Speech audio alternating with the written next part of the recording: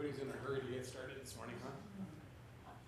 All right, well, welcome everybody. It is Thursday, August 22nd, 2019. This is the regular board meeting of the Reno-Sparks Convention Visitors Authority Board of Directors. At this time, what I would like to do is a Pledge of Allegiance. Mr. Andrew Diss, will you lead us, please? Yes. Thank you. Please join me in the Pledge of Allegiance.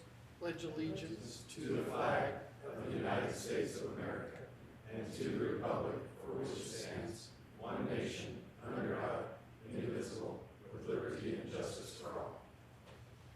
Thank you, Mr. Diss. All right, Madam Clerk, can I get a roll call, please? Mr. Caraselli? Here. Ms. Keel? Here. Mr. Lawson? Here. Mr. Lucy? Here. Mayor Sheevy? Here. Ms. Silver? Here. Mr. Sturbins? Here. Mr. Wood? Thank you, Madam Clerk. All right. At this time, we have public comment. I do not have any signed in. Do you have any, Madam Clerk? All right. Is there anybody wishing to speak under public comment at this time? Seeing no public comment, I'll close public comment, bring it back to the board. At this time, we're on to item C, approval of the agenda for the August 22nd Board of Directors meeting. Looking for a motion. I have a motion. I have a second. All those in favor signify by saying aye. Aye. All those opposed, motion carries unanimously. All right, we're on to item D, approval of minutes of the June 27, 2019 Board of Directors regular meeting. Are there any changes or comments on the minutes as they have been presented in the staff report? Seeing no changes, looking for a motion to accept the minutes. Motion to accept the minutes. I have a motion from Ms. Silver. Do I have a second? Second from Mr. Sturbins. All those in favor signify by saying aye. Aye. All those opposed, motion carries unanimously. Mr. DeLone, we are on to the meat of our meeting this morning. We are on to staff updates.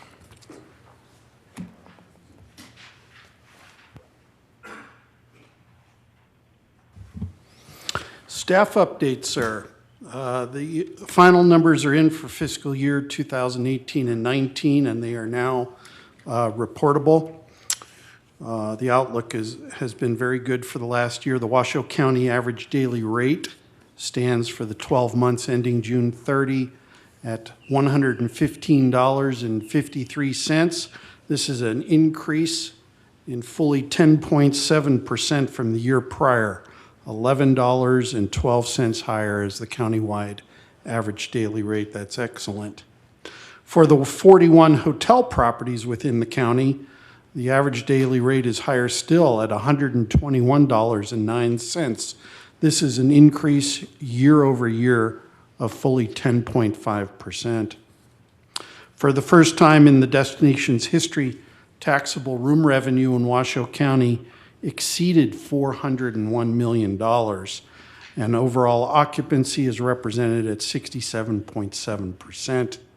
Gaming win is virtually flat to the year prior at $855,294,000, down $1.5 million from the year prior, but on that size of volume, it's statistically insignificant.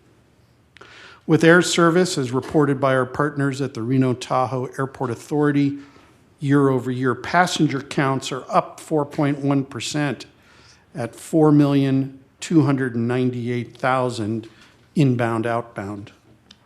Passenger seat counts are up also at 3.8% at 5,379,000 inbound, outbound. With conventions and meetings in Washoe County, the top 10 resorts in that market segment reported that they consumed 580,816 room nights, and we also estimate that a minimum of 10% additional room nights secure their reservations around the official room blocks. In this same fiscal period, the RSCVA was responsible of that 580,000 room nights for 261,955 of those room nights consumed, fully 45.1% of the business that met here. Also during the same fiscal period, the RSCVA sales team booked 289,030 room nights of future business. In tourism, the destination secured 749,000 157 room nights driven from online travel agencies, travel wholesalers, receptive tour operators, travel agents, motor coach, ski and golf operators. And later this morning, Director of Leisure Sales Art Jimenez will dig down deeper into some of those numbers. From our 3 core markets of the San Francisco Bay Area, Los Angeles Basin, and Seattle, the destination consumed 1,218,148 room nights. This past week, we booked and contracted the 13,000 room night convention for Moose International for June of 2023. Thank you, Ms. Keel, for securing that for the destination. Tomorrow, the United States Conference of Mayors will be in Reno, Tahoe, making a site inspection of our destination for their Summer 21 convention. Thank you, Mayor Sheevy, for your solicitation of this business for the community, as you will be the mayoral host should we secure it. We also launched this week an incentive plan with our sales team just for citywide conventions. The RSCVA's board-approved definition of a citywide, if you're curious, is a group using 2,000 room nights minimum on peak night, an RSCVA public facility, and 2 or more hotels for housing. We also added to the incentive a group must book a minimum of 12,500 room nights. Should those salespeople succeed in securing citywide business that meets those parameters, those salespeople will earn a $10,000 additional bonus. In a few minutes, you'll hear more from Jennifer Cunningham as well as Art. Thank you. Thank you, Mr. DeLone. All right, Ms. Cunningham. I've got just a quick little presentation. This past weekend, we hosted a social media influencer, and I just want to show you some of the fun things that he did while he was in town. In one of our future board meetings, we're going to have a recap of the influencers that we brought in over the summer and some of the results that we achieved. But before I bring up some great pictures of this influencer, I want to mention that women represent the most important and fastest growing segment in both leisure and business travel markets. Women represent the driving force behind travel decisions, and their social networking behavior has necessitated adaptations by the travel industry and by tourism marketing. Their decision-making process is heavily based on community recommendations, reviews, and advice. This all comes together. And this is what incorporates, they're pulling all of these things from social media. So when we say community, that's their online social media connections. According to Forbes magazine, women make up 80% of all travel decisions. And according to the Travel Industry Association of America, they say that number's 82%. So without further ado, I want to bring up who we brought in. Backpacking Kitty. All right. So this is an influencer that has, yes, over 600,000 people. The gentleman's name is JJ, but we really don't care about JJ. We care about Simon, who also goes by the name Backpacking Kitty. They came to Reno. We met with them at the hub. This darn cat travels around the country mostly. And he's like the most outdoor cat you've ever seen in your life. So kind of a fun thing for us to do. This just gives you a quick snapshot. Yes, that damn cat swims, I'm telling you. So quick snapshot, going down the river, he hiked up Whitney Peak climbing wall, and you can see him up at the lake. Just really something fun to do, and we got quite a bit of interaction and engagement from JJ's community and, of course, Backpacking Kitty's followers. So how many of you are familiar with kind of a relatively new social media platform called TikTok. You guys heard about it? Yeah, some of you have. So it's a social media app for making and sharing short videos. Like, I'm talking 7-second short. And it's starting to really become more and more popular. Really, the reason it's just entertainment, short, snappy, fun little videos. And the videos, it's kind of, they're supposed to sort of be in tune with a song that the person posting does it. So before I show you Backpacking Kitty's little video, just to kind of give you a feel for how this is being embraced by really major brands. This is a short one for Nike. Let's see, there we go. Like this. No one can stop this.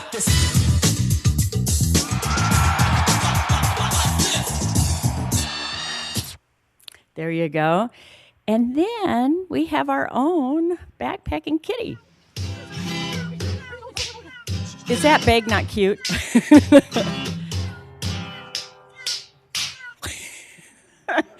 Okay, so just for a little bit of levity.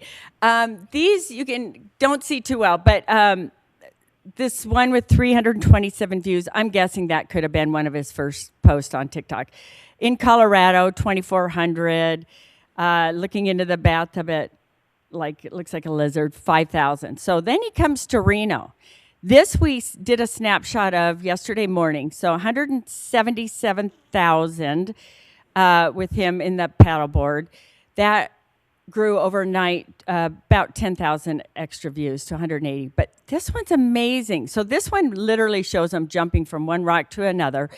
288,000, and in less than 15 hours, that's gone up 100,000 already. So it's sort of fun to embrace some of this new stuff and have a little bit of fun with it. So with that, I want to go to sort of the, oops, sorry. Let's just stop. Okay. Want to go to the other end of the spectrum. Let's see, and click to exit. And this is a different audience. We brought in two guys from a popular podcast for golf enthusiasts, and it's called No Laying Up. And with generous and hands-on help from Chris Hoff and the Barracuda team, they participated in the Pro-Am. Their combined social media followers is about almost 900,000, so significant. And they spent almost a week in Reno. They looked at a couple of golf courses. I said they played in the Pro-Am, posed podcasts, YouTube videos, and we had almost 4 million engagements with these guys. So this is kind of my segue to bring up Barracuda. As you know, we helped fund the Barracuda Championship. We gave them $60,000 in support to increase their marketing and pull in more people. And I don't have the figure from this year's TV show, but last year the champion was viewed by 3.9 million viewers who specifically tuned in to watch the Barracuda Championship. And without a doubt, it's put Reno Tahoe on the map as a golf destination. And it's very timely with what is going on that we bring up Chris Hoff to kind of hopefully give us an update and a little bit of look back to how this year's tournament went. Thank you. Can we see if that cat plays golf? Thank you, Mr. Chairman, Board of Directors, President DeLone, RSCVA staff for having me here today. The 2019 Barracuda Championship very well could be considered one of our most successful tournaments to date. We crowned a winner on Championship Sunday that I know is going to be an absolute superstar. Colin Morikawa notched his first PGA Tour victory here. I believe it was his 7th start on the PGA Tour. We're seeing a lot of these younger stars out there perform very quickly and Colin is at the top of that list. And what's cool is from now on, anytime he is in contention or definitely winning, the Barracuda Championship and Northern Nevada are going to be synonymous with Colin. Aside from Colin, the tour players and some of the world's best players, including multiple former number one ranked players like Martin Keimer and David Duval, they absolutely love coming here to Northern Nevada. They've come to expect the great hospitality that our hotel partners provide and the relaxed environment that we are all used to in the Reno Tahoe area. That has blended into the tournament, and the guys have that exact same feeling at the tournament. Even though we encountered some rain on Friday, we do get rain here. We got over an inch of it on Friday, which I checked. We get 7 inches annually. We got one of them during the tournament, go figure. Even with that happening on Friday, which is one of our more popular days, almost all of the metrics that we look to measure our success were up from 2018. And just a few of those were sponsorship sales were up from 2018, marking our largest year in over 14 years. Merchandise sales were up from 18, and concession sales were up from 18. This all happening while losing a chunk of our largest day. We've got a ton of momentum heading in the right direction for 2020 and beyond. In 19 this year, the RSCVA in Reno Tahoe, we again continued to support the tournament's efforts to engage out-of-market audiences. We had co-branded promotions with Reno Tahoe focused on the out-of-market crowd at the celebrity event at Edgewood. We saw close to 200,000 impressions and a significantly younger demographic being served both a tournament and RSCVA co-branded advertisement. Additionally, as Jennifer talked about, we were able to host the No Laying Up guys. Tron Carter and Chris Solomon, the two founders of No Laying Up, were in Northern Nevada, Reno, Tahoe area throughout the tournament, recorded multiple shows. If you guys get a chance, yes, it is golf-focused, but they have a blast with it, and they kind of go in every direction outside of the golf course. The one podcast that they recorded at the site with Jason Bone and Tim Herron, two PGA Tour players, currently ranks in the top 3 of their higher positive feedback and engagement podcasts, and this is close to 250 podcasts that they have out there. So they had a good time with it. Tim and Jason did a fantastic job of not only talking about their careers, but also touting the area, touting the Barracuda Championship. So I thank Jennifer and her team for having the vision and kind of letting us join you guys and showing these guys Northern Nevada. And I've kept in touch with both Chris and Tron. They go to a lot of PGA Tour events across the schedule, and we'd been trying to get them out here for quite a while, and they came out here, and not only were they blown away by the beauty of the area, but the vibe and the environment around the tournament, they said, was completely different than anything they experience across the tour, and I think that speaks volumes to our area and partners like you guys. And of course, while all this new media is going on and highlighting the area, we have the Golf Channel broadcasting the tournament live across the globe. It's available in over 1 billion households in 227 countries. The broadcast and the exposure is truly priceless. So much of the success of this year's tournament and previous years is due to the partnership we have with you all. Every year, both sides of this partnership, we look for unique ways to help promote each other's brand and enhance the experience for everyone. And I can't thank the entire organization enough for what you guys do for us. So now, kind of a state of our state where we are at. I'm sure many of you have seen or read the events of the past 5 days. It's been a busy time for board and staff, to say the least. The Montreux Board of Directors decided to end the contract with the tournament. There certainly is some opinionated and upset members of Montreux, and understandably so. We have a couple here that wanted to show their support. We have truly been blessed with the partnership with the Montreux membership for the past 20-plus years. And while we're disappointed, I wanted to come here and make sure that you guys know that that's not the end of the tournament.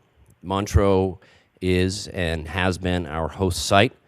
There's very few tournaments, like maybe the Masters, that have been at the same site their entire life. And this is not uncommon for the PGA Tour to go through this process. And the positives are that the PGA Tour wants to be here in this market. You'll most likely read in some articles coming out in the next week or so that the Tour's primary focus regarding a new course is Reno and the surrounding region, as it's been a great market for the Tour tournament and also Barracuda networks. This has significant priority from the PGA Tour, and obviously locally, our board and staff, we've been working on this 24/7 as we continue the momentum of 21 years of the Barracuda Championship. We look forward to engaging the RSCVA as we seek a new host site. We're confident we're going to find one and keep this thing going. And I, again, want to thank you guys for the time to give you a little recap and update on where we're at. And if there's certainly any questions from the board, I'd be more than happy to answer those. All right. I don't, we are not stylized realistically to have a Q&A today in regards to specifics. You could ask Mr. DeLone about the kind of the state of the tournament, but future steps, we would have to take that at a future agenda item. So are there any questions from the board at this time? All right. I see none. Mr. Hoff, thank you so much for coming and providing that direction for us today. We really Thanks for the opportunity. We appreciate it. Thank you. Ms. Cunningham, I'm assuming that concludes yours. All right. Thank you. All right, Mr. Jimenez. Where are we here?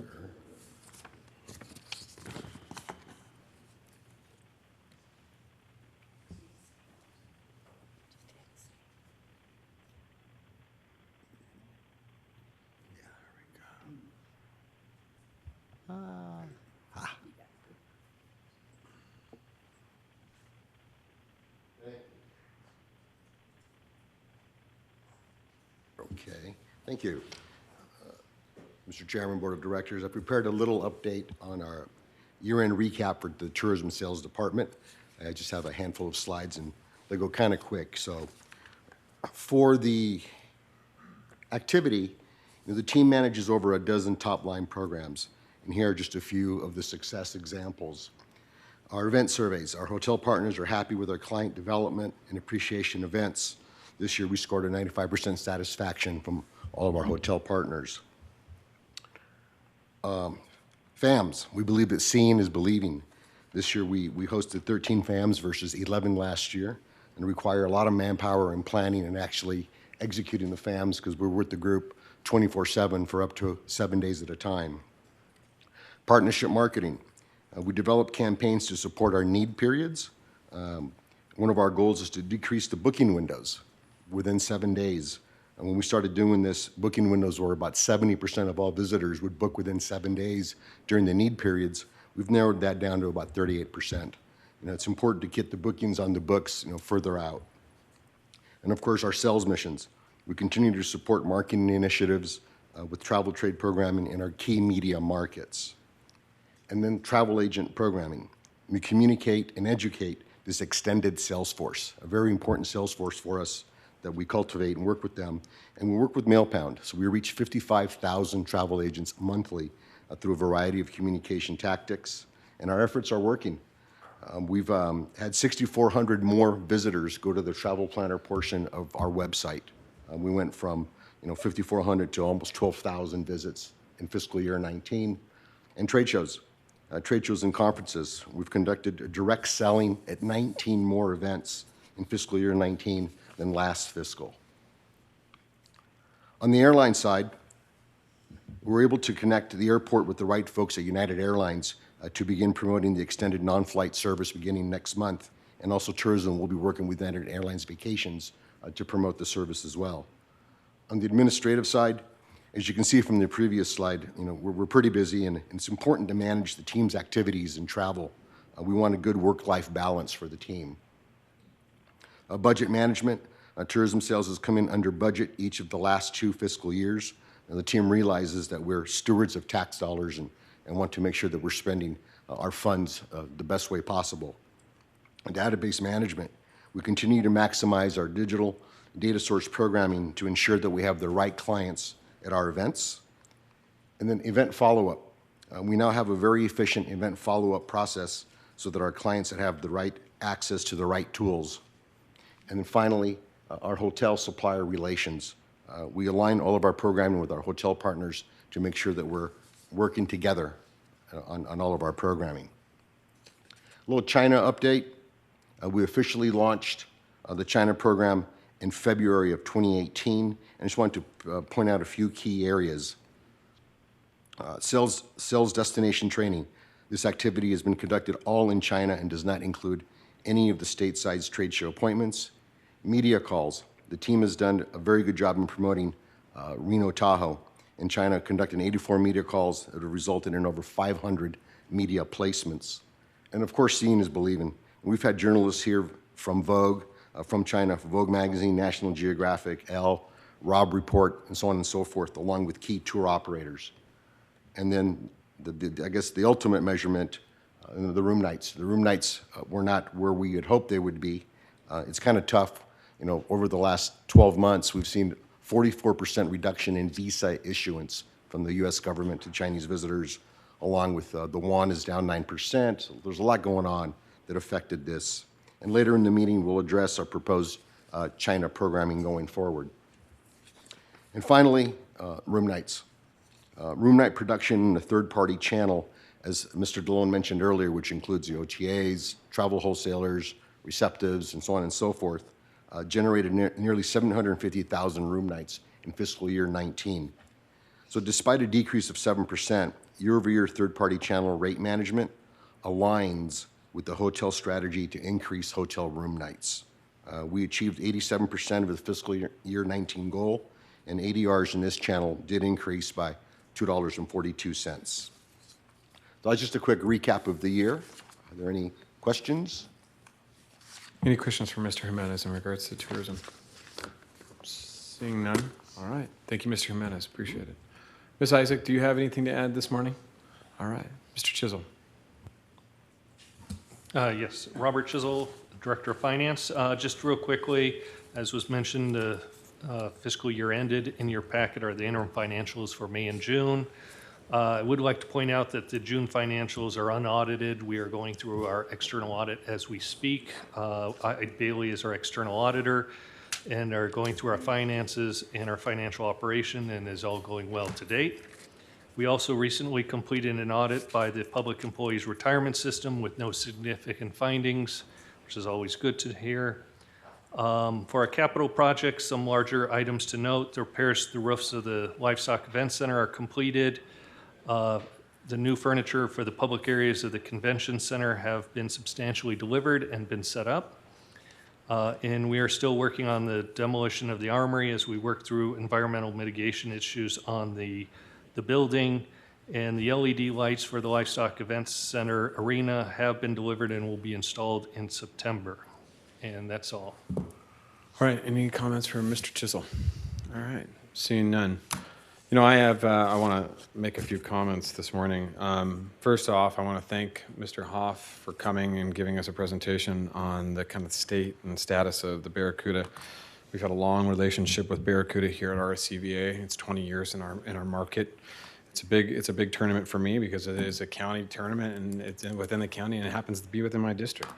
But however, this has been a wonderful project, and I really am excited for kind of the momentum we just got this last year in regards to the No Laying Up guys. Very excited that those podcasts and kind of the new brand kind of momentum that we're utilizing here and within our marketing department to utilize social media markets and podcasts to really drive our brand. And I was part of our kind of our new strategy has been highly effective. And to have 4 million impressions by 2 individuals on a golf podcast is impressive, especially for our area. And this is not just business that goes to Montreux. This is business that stays at all of the properties here within our community and all of the area. They participate for a week long. They go to events throughout the area. So to me, this is it's very disappointing that they have lost their host site, but I feel reassured that through Mr. Hoff's comments that we'll see the Barracuda continue to thrive here in Northern Nevada and find a new host site for that event, because it would be just a absolute disappointment to lose that to our area and what they've done in this community. So not to say without all the charity that they've invested to, $4.5 million to the tune of charity within Reno, Nevada and Northern Nevada. So with that, very interesting stuff. Very excited, kind of concerning about some of the China efforts and what we're looking at going forward. So I'm sure we'll get into that later here in this morning. But some interesting statistics there. Any further comments from any of the board members? All right, seeing none, looking for a motion to accept the reports. Oh, non-action item. Sorry, thank you. Appreciate that. All right, we are on to item E2. This is the President and CEO evaluation for FY 2018-2019. Ms. Rizak. Good morning. For the record, my name is Molly Rizak. I'm Employment Counsel for the RSCVA. And I wanted to, before the board embarks on their discussions with the evaluation, possible merit increase, and possible bonus, I wanted to remind the board regarding the employment contract with Mr. DeLone. By way of background, Mr. DeLone was recruited in the year 2016. When the board went through the recruitment and negotiation process, they had a headhunter recommend a base salary anywhere from $350,000 to $550,000 per year, with the ability of a bonus incentive of up to 20% base salary. However, through the recruitment and negotiation process, the board determined that they would rather start at a lower salary but increase the bonus amount so that the board would have more control to have be able to set incentive bonus, be able to monitor those goals that the board set, and determine the overall pay that was paid to the CEO. Therefore, the board approved the lower initial salary of $250,000 with an opportunity to earn a bonus incentive of up to 40% of the base salary. With respect to the actual employment contract agreements, with respect to any salary increase, all items or bonus are within the sole discretion of the board. Specifically, under item 2 or paragraph 2.11, under salary increases, Mr. DeLone shall be eligible for increases in the salary in the sole discretion of the RSCVA Board of Directors. However, in the event the board authorizes a cost of living increase for employees of the RSCVA, Mr. DeLone would be entitled to that cost of living increase. This year, the board has not authorized a cost of living increase for RSCVA employees. They have been merit increases. With respect to the bonus, it is also up to 40% of the base salary in the sole discretion of the board. So I can entertain any questions Great. about the contract. Thank you, Mrs. Rizak. Are there any questions for Ms. Rizak? Ms. Keel. There we go. You said that we're not doing the cost of living, but we are doing the merit. And my question is, the 10% is there? Where does the 10% come from? Is there a scale, or we just picked that number? That's a great question. Turn it off. Yeah, there we go. Basically, the process with respect to how the merit evaluation and the bonus discussion occurs is that the board has the legislative and executive committee meet.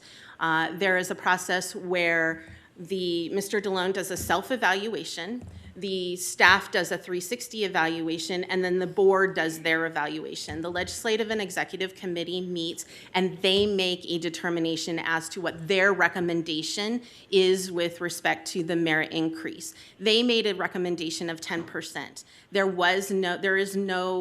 It's just what their recommendation is. There is nothing that says you have to have 10%. It is, again, at the sole discretion of the board. So what I'd like to do, Mr. Chairman, Mr. Caroselli is the chairman of the Executive and Legislative Committee, and do you have any comments that you would like to share at this time, Mr. Caroselli, in regards to the process? I think Molly's memorandum explains it thoroughly. In other words, we went through all the information, positive, negative, et cetera. We had a meeting that lasted well over an hour, discussed all these issues. And I think, in my opinion, we came up with what we thought we felt, and I agree with, was a very good representation for the board to look at. Thank you, Mr. Caraselli. Mr. Dillon, do you have anything that you'd like to add at this time in regards? Thank you. Yeah, I have a few remarks, if I may, Bob. The legislative and executive committees met on 2 previous occasions. The most recent was Wednesday, August 14th. And the purpose, as we all know, is to examine and review my annual performance. And that is based through the verification of actual measurable performance goals and the documentation and facts backing up measurable achievements. Measurements of my annual performance are tied to the goals and objectives as set forth in the long-range strategic plan previously adopted by the RSCVA Board of Directors, this body. Also, I'm evaluated through the measurable achievements set forth from the annual goals and objectives that are given each of the operating departments, the department heads that I work with, for which I am responsible. Our primary goal at the RSCVA is the generation of cash room nights. That is in our mission statement. This goal and others are generated through destination marketing, the generation of cash room nights through meetings and convention business, enhancement of facility efficiencies at the 4 buildings that SMG operates, and the financial and organizational health of the RSCVA. At the beginning of the year, a goal of 1,278,000 room nights was established by the board for destination marketing-driven room nights from the 3 core markets of Los Angeles, San Francisco, Bay Area, and Seattle. At the end of the year, results were off slightly by 4% on the room count. However, this is arguably attributable to the properties driving a much higher average rate than anticipated, nearly 11% higher year over year. That's a significant increase, and that resulted in more than $11 million in additional taxable room revenue. The resorts and hotels, in essence, are sacrificing a little occupancy to drive higher rates. In the convention and meeting sales area, the team exceeded the goal, booking 289,030 room nights of convention business for the future. Of those room nights, fully 37% was completely new business. That's a huge margin. That's business that has never been to Reno Tahoe before or having had any contact with the RSCVA. This achievement indicates that our 8 salespeople located remotely throughout the United States, plus the seasoned team here in Reno, are producing measurable results. Further, the client site inspections, another measurable statistic, have increased, resulting in more property visits that in turn result in more convention bookings and the booking of cash room nights, which is our primary goal and objective.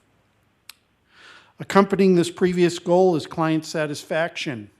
Our facilities provide great service and have consistently been given high marks by our customers for the level of service and attention to detail that our facilities offer. SMG and Savor are doing an excellent job. You guys are. And keeping our valuable customers happy.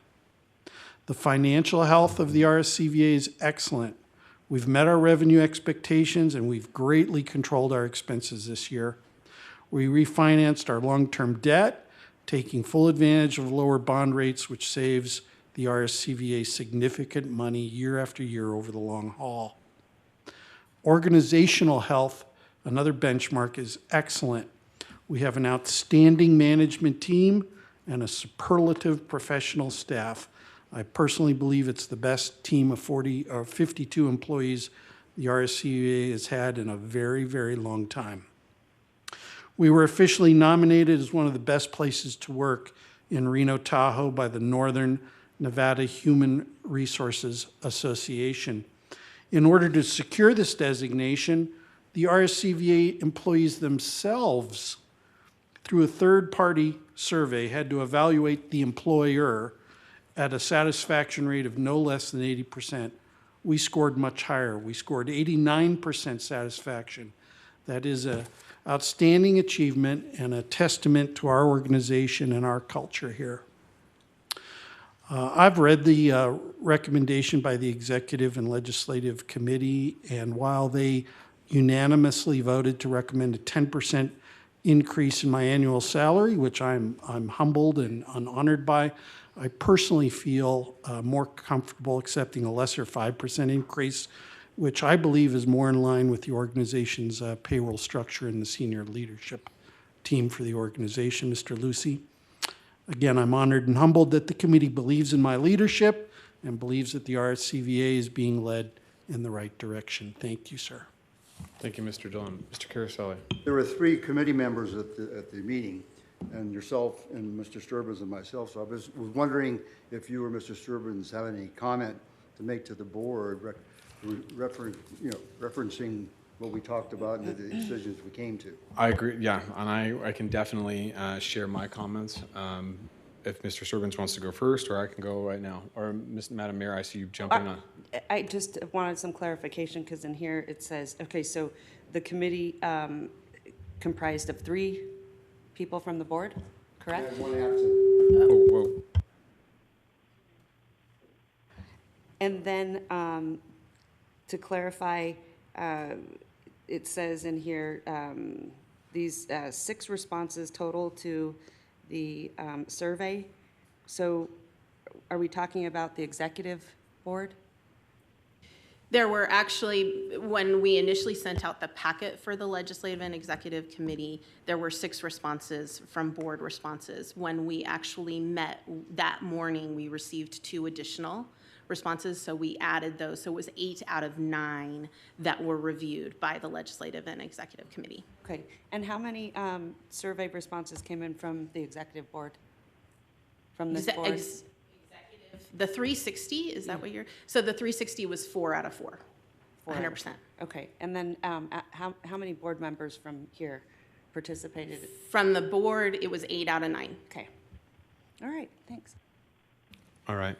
So I'll share some comments from the executive committee meetings. I did participate in both of those meetings and read diligently through all of the responses, both staff and board responses.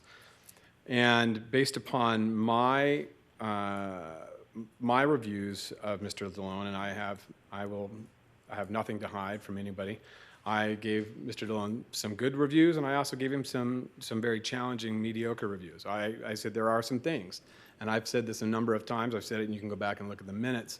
You know, if we are not continuing to grow in this community, if we've accepted that we're at the best we are, then we're already losing. And so there are ways that we need to continue to innovate in how we move forward here at the RSCVA and what we do. And so I've given Phil my recommendations on what I see in some of it based upon the 360 review. I also made my comments on the 360 review is that the staff understandably should be anonymous, thank you, Jesus Christ.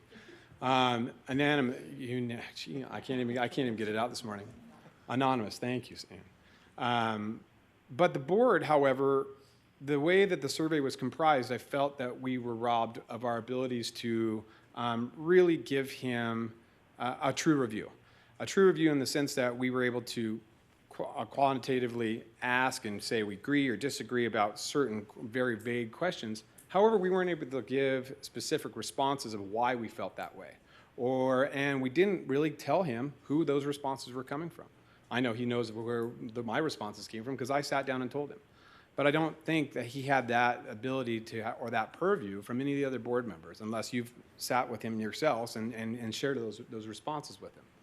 And so my opinion to the board and to the executive committee was that in the future, that we remain, as the employee 360 review remains anonymous, that the board has a little bit more stake in the game. We are the pinnacle of this organization. Mr. Dillon runs the day-to-day operations. However, we are the pinnacle of this operation. And if we can't stand and be accounted for, and I have nothing to hide, I'm going to sit here and say, hey, look, this is my suggestion, and this is what we do every month at a board meeting. We have the ability to tell him what we think. We have the ability to tell staff what we think and where we should be going. And to hide behind a keyboard and not say who we are and why we're making the decision we're making, I think is disingenuous. And so I showed those comments. I felt that the 10% was a little bit high. I initially made a motion for a 7.5%. That was not seconded or supported. But Mr. DeLone has done well. He has come into an organization that has been challenged and has done well. There has been some unique challenges by this board. He's had to change this board over many a time. And so with that, I think he's deserving. And to Molly's point, she brought up the history. This board sat here not just 2 years ago and was willing to spend $500,000 to employ another executive director. And with that in mind, we elected to go with Mr. DeLone and pay him a very reduced salary to start that position, and has done, in my opinion, well. So I felt supportive of the 10% as a recommendation to this board, but knowing that this board was going to take at full discretion its abilities to make that decision. So those are my comments, Mr. Caroselli. Good morning, Mr. Mayor. Thank you. So yeah, no, I agree with Nat and Bob. I think Phil has done a great job over the last 12 months and over 3 years. And I think it's a great example of leadership that he was willing to reduce his recommended increase to be in line with his staff. I think it's also should be mentioned that of all the evaluations, both by the people that report to him and the people that he reports to, 80 to 90% of the comments were very positive. During our meeting, I certainly said I would never do an evaluation without telling someone that there's areas that he can improve, and I've had those comments with Mr. DeLone. I thought that the presentations to NRA could have gone a little bit differently, a little bit more directly answered to some of the questions that were presented to him on the expansion proposal. But in general, I think the RSCVA is in a much better place under his leadership, and certainly support our recommendation. Thank you. Thank you, Mr. Sturban. So what I'll do is open it up now for further board discussion and actually consideration of the recommendation by the Executive and Legislative Committee. So are there any, Ms. Keel? First, I want to commend Phil for your recommendation to do 5 to half the bonus or half the increase that was recommended. There is not a lot of people out there that would do that. So kudos to you. That says a lot about your character for sure. As far as the evaluation goes, I mean, I remained neutral in a lot of the areas from the survey because I am so new and I didn't think it was really fair for me to give very strong opinions one way or another because I'd only been on the board for such a short period of time. I just wanted to kind of put that out there, but I do agree with your comments, Bob. Is this discussion particularly pertaining to the evaluation? Do we move on to the next agenda item is the bonus a different agenda item? It's completely a different agenda item. We'll address that in the next item. Okay. Any further comments by any of the board members? Madam Mayor. All right, thank you so much. First of all, I want to say, I mean, it is night and day from where we started. I'll never forget my first board meeting. So I want to, absolutely commend everyone in this room because I think everyone really has stepped up and saw this big vision for the region. One thing, Phil, I want to just sing your praises like nobody's business is one thing that you do very, very well is you put together a stellar team of people. I will tell you, from Jennifer Cunningham to Esther to Robert Chisel with the finances. I mean, I know personally because, he was our rock star at the city. You have Corey, Sherry, Art. I got to tell you, tremendous job in bringing together a rock star team. So, and that also shows really strong leadership. So I want to really commend you there because you clearly know what talent looks like. I will say with the review, I didn't see on there, and maybe there was, that we could put our name on there. I have no problem, being transparent about my comments. And I want to say this is for those of you that don't sit on a lot of these boards, certainly these governmental boards, these reviews are sometimes uncomfortable because you're doing something in a very public setting that sometimes, I think that if you sit down with someone one-on-one and sort of go over some of the challenges and the accomplishments, it's a little bit easier. So I do want to say, it's always hard to do these things in a public setting. I mean, think about how you would, most of us don't go through that process, but we do with the clerk and you do probably with, some of your commission and council. And so, you know, that is always challenging. So I want to be very sensitive because I think sometimes it can get very misconstrued in a public forum. I will say, you know, I'm super happy with the branding, the influencing. I don't know if you guys really realize like what's really happening out there on the social media aspect and the marketing and branding. It's amazing. I love getting like these texts from mayors from other cities, and they're like, look, I see your ad, or look, you know, it's really cool. And so there's so much energy. And again, that comes back to realizing what, you know, great rock stars look like that can get that done. I will say, I kind of would like you to give me a little idea of, you know, what the future vision is, because I think it's been a rocky year in some things, certainly with, you know, Interbike, obviously not your fault, but SCI, you know, even SMG, I kind of a little bit better strategic vision of, you know, what they've put into some of these facilities, things like that, where we're going. With these losses, I'd like to know kind of what's your vision? What's next? What are, you know, what's sort of on the horizon? And I kind of feel like in some ways we haven't pinned that down. And so that is cause of concern, because I think going into this momentum, we certainly have to capture it. So maybe you want to speak on that. Sure. Interbike was a coup for the city to obtain, and they originally signed a 5-year agreement with an option for another 5 years, and after the first event promptly went out of business. Everybody, you were a great asset when we went to Orange County together to pitch them, and you met all of those people, and all of those people we met are no longer they've all been dismissed, including the president of the company. So we, you know, Interbike was a nice convention, but once they go out of business, they go out of business.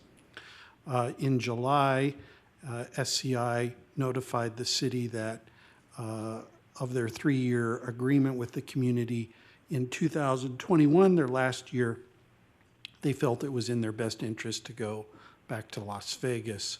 And we argued to some extent our position that we felt that they should live up to their 3-year agreement with us.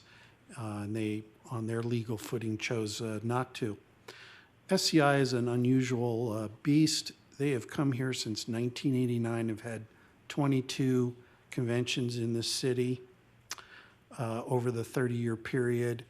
And that industry, as we all know, is not very popular today, and their membership numbers are beginning to dwindle. That's very concerning to them. They don't want to go out of business. So they feel in 2021 they need to make a move and go to Las Vegas. It's not the first time I'm not trying to make light of it, but it's not the first time they've changed their schedule in Reno. They did that in 2010, they did that in 2015, and they feel that in 2021 they've got to make a change. They will be back. History shows that even when they cancel, they eventually realize what a great bargain Reno is, and they will come back to this community. As far as, you know, what is our vision, we've built this year an incredibly strong convention sales team. And even though that team only is responsible for 300,000 room nights approximately of all the room nights that come to our destination, convention business very valuable. Brings a lot of food and beverage, typically brings a very good gaming profile. And I believe that that team is the strongest in the Western United States. We now have 7 regional offices, and that is by design. Those offices are located in destinations that are headquartered of major corporations and associations in the United States, our customers. And the people that we hired, we had lots of applicants, but the people that we hired are hand-selected. They have typically had previous gaming experience, which is a real plus to understand this industry. They come from well-known brands. 5 of them come from Caesars Entertainment alone, and they had previously trackable, strong reputation and track records in securing convention business at their previous employer. They now belong to us. And one of our new offices brought 11,000 room nights to town of a convention that had never been in the destination before, ever. booked that in his first 8 months. Very proud of him. Sean Tracy in Atlanta. And the other salespeople involved are equally as strong. And you need to have people that are capable and experienced and know what they're doing, and that team, they have it. In leisure sales, Art has assembled a very strong team there as well, and we are well poised for the future. Do we have challenges? Of course we do. None of those are secrets. If you asked, well, what are the 3 biggest challenges to Reno? Air service is always a challenge, and yet it continues to go up percentage point by percentage point over the years, and but it's still a major obstacle to landing the big citywides. You know, they're not dumb, those folks. They want to have nonstop service from the East Coast, and regretfully, we don't have that. So we work around it, those challenges, in other ways. We will get there, but it's going to be a while. And you know, the product here looks superb. During the recession, and I worked for one of the leading hotels during the recession. It was a struggle, but that fortunately is a real plus here. Reno is hot right now. All the properties, the investment the Nugget has made, and the GSR and the Peppermill and everything, those properties look good. And downtown too, we've all seen what Mr. Jacobs is going to build on the western side of town, and your efforts to clean up the center core of the city. That's a real plus too. And so we have a very, very bright future, but occasionally we take setbacks. We could not predict that Interbike would implode upon itself. And with Safari Club, should we do? Should we litigate against them? That would be foolish. We tried to keep them to their contract, but I think it's best to take the high road. They will be back, and we best maintain a good relationship with them than not. Hope I answered your question, Mayor. So I would say, how about, you know, what do we have in the pipeline? And also, what is SMG bringing to the table? Okay, SMG was really hired. I can't address exactly everything we have in the pipeline today. I don't have that documentation here, but I can assure you that Mr. Larraguetta has to have 750,000 room nights in the pipeline as far as leads, and our conversion rate, if he can do that, will convert that to his goal of 290,000 room nights for his department. I have no concern that they will achieve that. The old saying is, if they can't do it, it can't be done. And I think we have a strong enough team that I feel comfortable saying that. SMG and Savor, they bring a lot here. Why were they hired? They were hired to improve efficiencies at our buildings and lessen our losses. There are very few buildings in the United States, public buildings, that turn a profit. I think one of the few is Moscone Center in San Francisco. They turn a profit. But if you look at all these convention destinations throughout America that are second-tier cities, very few of those public buildings actually make an operational profit. So, it's a musical interlude. are we taking an intermission? Yeah. So SMG is entrusted to lessen those losses, and where the city is concerned, where you own those 2 buildings downtown, the Reno Event Center and the bowling stadium. At the Reno Event Center, they actually are budgeting an operational profit this year. That's the first time in 14 years of building history that they'll be able to do that. Is that, too, though, I would think because we privatized? And You mean that the management is privatized? Well, yeah, and therefore we were able to do that, but a lot of employees lost, you know, their jobs and benefits. Actually, by privatizing, we never forecasted real savings on payroll. What I think SMG brings to the table, as all of those companies do, is an expertise on managing the efficiencies of those buildings and improving the business levels. Our concert schedule is increased, and our food and beverage profits at the Reno Event Center are higher than in previous years. Okay. And obviously, you know, of course, I have concern of those buildings because of the city involvement, right? And we do too. But one of the- We have a contract to operate them, so. But one of the things where I would say that, and I was very upfront about this, you know, when we were sort of looking at the strategic plan, is looking at, you know, a whole marketing team for the bowling stadium. I think we've let a lot of opportunity go into really maximizing that building on, you know, what it could bring in, what it could provide. I mean, I know, you know, the regular bowling was here, but I think, you know, it's lost so much of its branding and its hype, and, you know, so that's why, you know, looking at other things like P3 and being able to utilize that facility. But I still think, you know, we've missed a lot of opportunity in keeping some of those things vacant. So I'm glad that you think that there is potential. I just hope going forward we actually, you know, see that business on the books. So I appreciate it. Okay, Thanks. thank you. Any other comments from the board at this time? Thank you, Madam Mayor. All right, you know, and to Ms. Keel's point, I really want to make sure that we separate these two items very distinguishably. There is operations, which we're talking about as it pertains to his merit raise that was suggested by the Executive Legislative Committee. It's basically Mr. DeLone's ability to run the organization. His goals and goals that were set by this board for the organization as a whole is what will be decided upon as it pertains to his raise. So it's really two separate buckets. So I don't want to mince goals with operations success. So I want to make sure that we identify through his raise going forward, and as we move forward, and I don't want to belabor this any longer, that this is all about Phil's ability to operate this organization based upon his contract that was executed by this board. So with that being said, Mr. DeLone has made an offer to reject the Executive Committee's recommendation of 10%.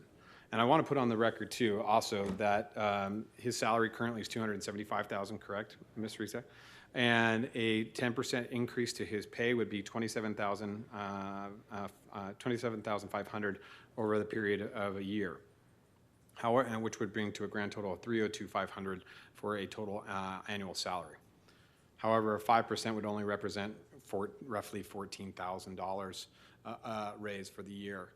So I want to make sure that that's on the record so that the board understands the actual fiscal number that we're talking about. The other thing I'd like to talk about is what, to Madam Mayor's point, is that this is a very difficult process. Not many of us have to go through this where we have to, so to speak, air our dirty laundry and get to tell everybody what we make. Now, very many of us will go out there and say, hey, look at my paycheck. Unfortunately, Phil has to go through this, and the three of us get to do it all the time.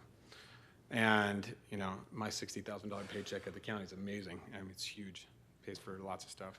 But the idea is that this is a difficult process, and I commend you for going through it. It is challenging, it's not easy, and it makes it very sensitive and brings a lot of things to light.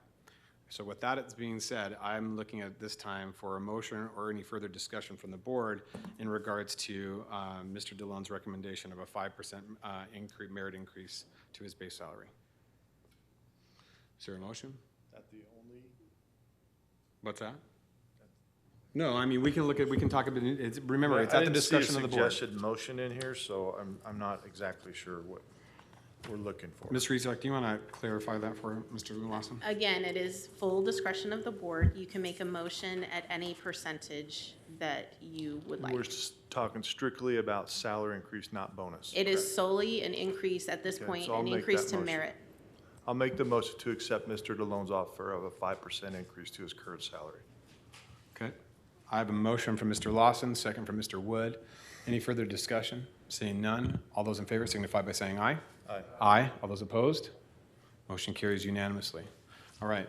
So thank you, Mr. Zalone, for participating in that. So that would be a 5% increase for you. Now we're on to item E3.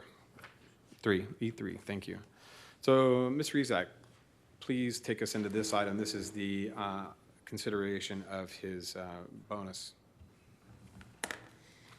Okay, so as we went through the fiscal year 1920 review of those goals just recently, you'll recall that each year the board sets forth what they would like to see Mr. DeLone accomplish. If you look at the second page of that, of the packet materials, you'll see a report for fiscal year 18-19. And what it does is set forth each strategic goal that was set forth prior to July 1st of 2018 and where the goals were. Overall, what the committee looked at were each of the strategic priorities. For strategic priority 1 is the visitation destination awareness. They noted that this goal was not achieved. The goal was set for 1,278,000 total room nights from 3 target markets, the Bay Area, the LA Basin, and Seattle. For fiscal year 2018, the room nights realized from those 3 core markets was only 1,218,000 and 148,000. Therefore, the goal was missed by 59,852 room nights. The committee noted that ADR was up 10.7%. So upon inquiry, it was determined that this increase produced over $11 million more in room revenue from the prior year. The committee felt this increase in ADR more than made up for the decrease in the total room nights from the 3 target markets. They also noted that there were other factors such as weather, fires, that decreased overall visitation. With strategic priority 2, so they recommended that strategic priority 1 be achieved. Strategic priority 2, direct room night growth. The fiscal year 2018-19 goal was to produce 280,000 room nights. The RSCVA produced 280,030 room nights, so it was achieved. However, the committee discussed the interbike cancellation, noting that the team had taken credit for 45,270 room nights last year that will not be consumed. The committee felt that due to no fault of the RSCVA team, the interbike went out of business and that this was the reason why those room nights would not be consumed. The committee recommended that the board not penalize the CEO for matters outside his control regarding interbike and not require any deduction of the produced room nights. Therefore, the committee finds that the strategic priority number 2, CEO goal, was achieved. For strategic priority number 3,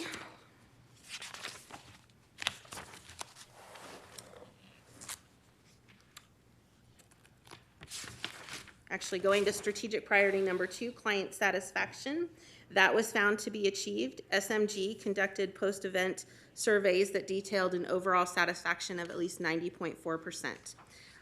The goal was a satisfaction rating of 5.5 out of 7 or 78.6%, so that was over that amount.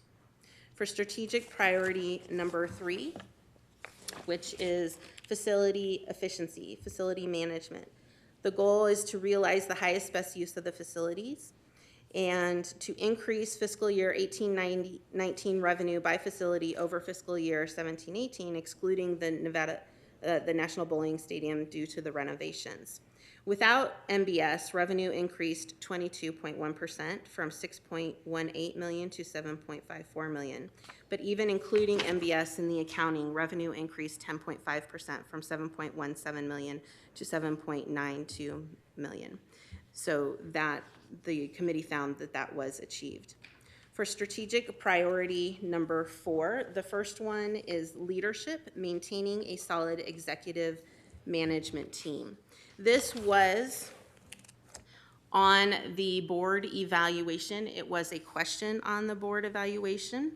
The leadership goal, the board evaluation asked whether or not the CEO maintained a solid executive management team.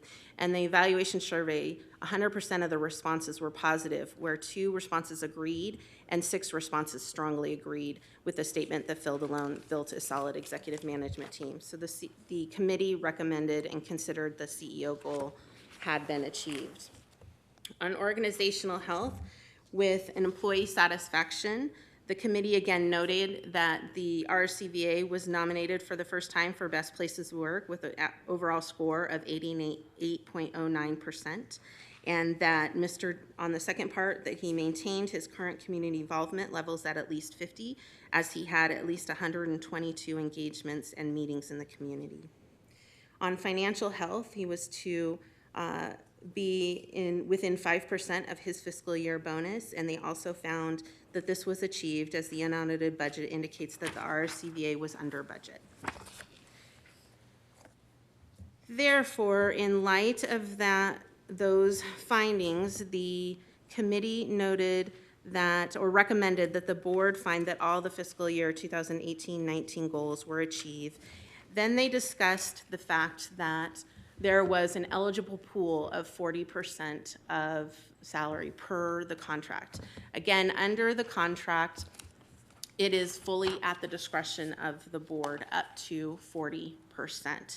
After finding that all of the goals had been achieved, the committee discussed all of the items and determined to recommend awarding 100% of the 40%, which is $110,000 of the bonus. Thank you, Mr. Rezac. Mr. Caroselli, Chairman of the Executive Legislative Committee. Again, as being in the meeting and the committee recommending, I believe that all 4 goals were achieved, and I believe that they were achieved,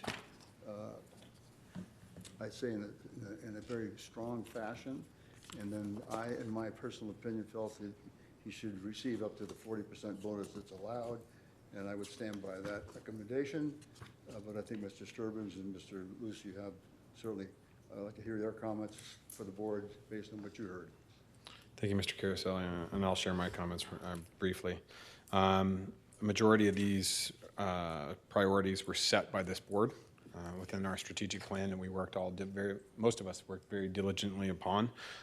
We have changed our brand tremendously, and through the help of our executive team and our leadership, the marketing and our sales team and tourism and some financial prowess, we have been able to not only redirect in my consideration, a misguided ship in years past to a very, very tight running operation.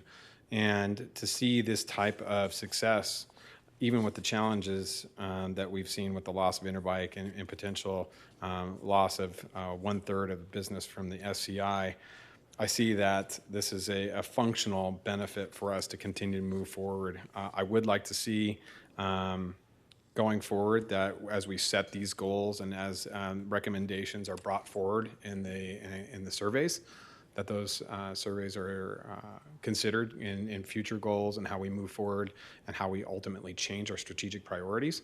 I think there was a lot of good suggestions within the reviews from staff and from the board in how we should go about and to the mayor's point, create a new vision and what that new vision looks like for our area. Because to my point, we need to continue to evolve and continue to be dynamic in how we approach business here in Northern Nevada. But it was my recommendation that he did achieve all the goals that was set by this board, and that he should receive the full 100% of the 40% that was offered through his contract. Mr. Sturbins. Yes, thank you. So certainly I agree with Nat and Bob. I think we discussed it extensively. Every time that I talk to Mr. DeLone in my day-to-day job at the Nugget, he asked me what can the RSCVA do better for the Nugget, and my response consistently is find us a better spending profile customer. And I think the increase in the ADR certainly signifies that, as well as the increase in air travel into the destination, which I think we all agree is very important for the continued success of this destination. I also think that it's been very evident that Phil has secured a great team, and I think it takes talent to secure a great team, and I think talent should be compensated. So I voted for the full 40% opportunity for 100% of his bonus. All right. Thank you, Mr. Sturbins. Now I'll open it up for discussion to the board. Ms. Silver. Yes, thank you, Mr. Chair. I was not present at the meeting to discuss the bonus. I was leading our annual leadership program that day and had to be present at that. However, I would have voted for the full bonus, for which Mr. DeLone is eligible, because of his great support for our organization, the Reno Sparks Chamber of Commerce, and the amazing support he's provided to me individually and to our entire organization. We represent over 1,700 businesses, which all benefit from the efforts of this organization and have seen great profits in terms of visitors to this community, tourists who spend money at their businesses. And so I think while a bonus is never guaranteed, and it might vary from year to year and can't be counted upon, I think this year should serve as a reflection of the amazing work Mr. DeLone has done with his team, creating and assembling a terrific team, and personally just his great support for the business community. Thank you. Thank you, Ms. Silver. Any further discussion by any of the board members? Mr. Wood.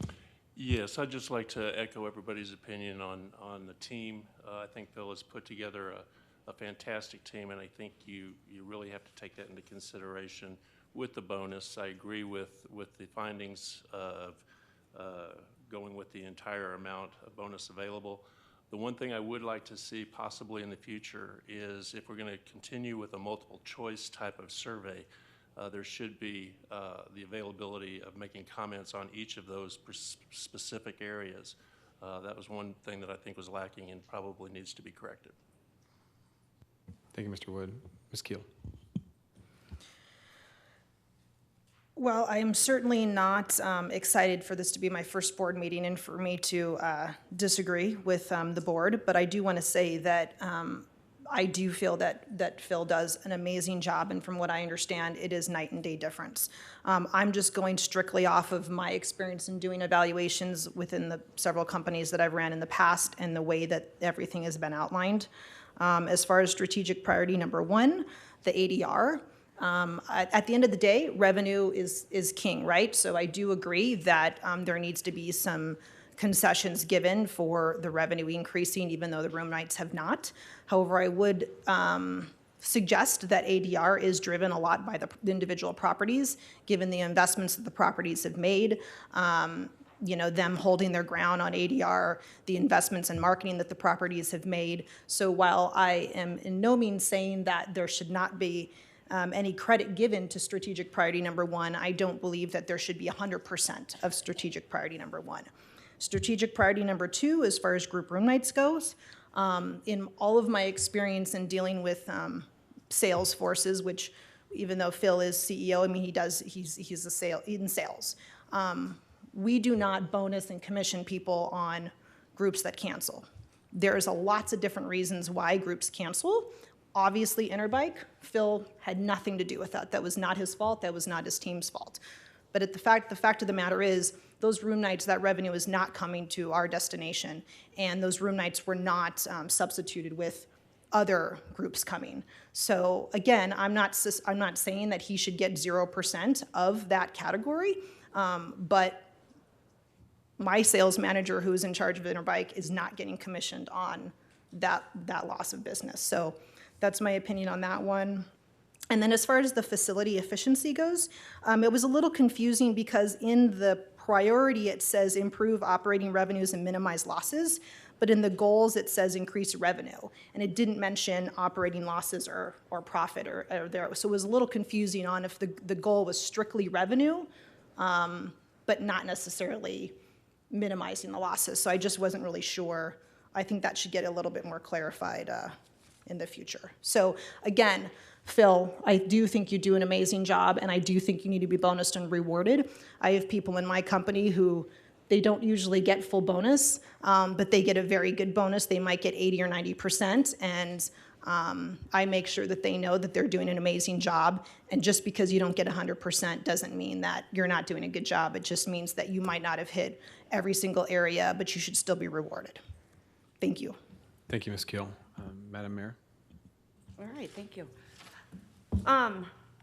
You have a very difficult job, Phil, because the problem is, and we know this really well, you have to please all of us. And all of us sitting here have very different interests, correct? So Right. So, yeah, I know you're trying to make him happy, then he's trying to make me happy. Oh, no, the mayor's unhappy, you know, and I have seen that in you, and I appreciate your you know, willingness to try to work, because I think it's something that you struggle with. And I could see exactly why, because I'm sure you know, you're a people pleaser. And again, I want to commend you on a fabulous team. I love you guys. I think you're doing amazing. And I think, you know, we do have a lot of potential ahead, like Phil said.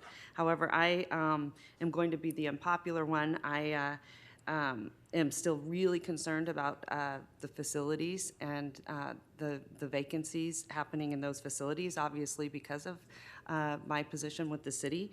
And so, and I also have some, you know, I've still had some concerns. I was very vocal about this. I think everyone knew this, about going in with SMG. It did not start off well at all. I do like the gentleman, the leadership that's happening there now. I think, you know, you're putting a new brand and face there, and so I think you'll get there. But I was not happy at all. So I just, you know, I always call the elephant out in the room. That's kind of how I am. And but I want to say thank you, because so far my interactions with you have been really, really enjoyable. So thank you. But I won't be supporting the bonus. I certainly would have supported the 10%. And I think, you know, going into next year, if we've really dialed down that business, like, you know, some of the business that we have lost, some of it, you know, obviously no fault to you, but having a better plan. I want to know what is scheduled to go in these buildings. What are we looking at? I want some concrete evidence of, hey, we're going to try to go after, you know, I don't know, Walt Disney World of America, and, you know, things like that. And the other thing is, I think it's important that the board weighs in, like, you know, looking at Miss USA. I was really unhappy how that sort of went down. I think that's up to the board to kind of really have that discussion instead of have some outside influences from BVK or things of that nature. I'm just being really, really honest. So at this point, I think moving forward, you know, let's have those discussions of, like, let's, you know, look at 3 major conferences that, you know, we can go after, and maybe we get on a plane and go out there and grab that business. Maybe that's what we do. But Well, moving forward next year, I would support a bonus if we could dial that down. Yeah. We are on planes going after business. That's why we met our goal, actually exceeded it for bookings of 289,000. Our goal was 280. Our goal this year is 290, and we will achieve that. As I reported earlier this week, we secured 13,000 room nights in Moose International. It's not a small piece of business, quite a large piece of business for No, this and town. I think that's fantastic, but I still don't feel like we have a vision, you know, next year. Like, what are we going after since we've lost some of that business? You know, and also, what are we programming in the bowling stadium? I mean, we really had an opportunity to go out there and say, hey, we have the largest bowling stadium, I think, in the world, right? And we could have brought in corporations to play each other and raise money for veterans and those kinds of things. We really missed an opportunity on marking that. Like I said, I'm really focused on those facilities. They're mine. And, you know, they're a heavy, heavy lift. So, you know, I get it. It's, you know, I'm just saying. Okay, So thank you so much. Thank you, Madam Mayor. Vice Chair, awesome. How much money were we losing prior to SMG being here? And how much money do we lose this year? I think we gained somewhere around 800,000, if I remember. Robert Chisel, for the record. The facilities consistently lose, unfortunately, about $4 million a year. Last year, they're going to lose about $4 million. This year, though, we're projecting an improvement in those facilities with the budget.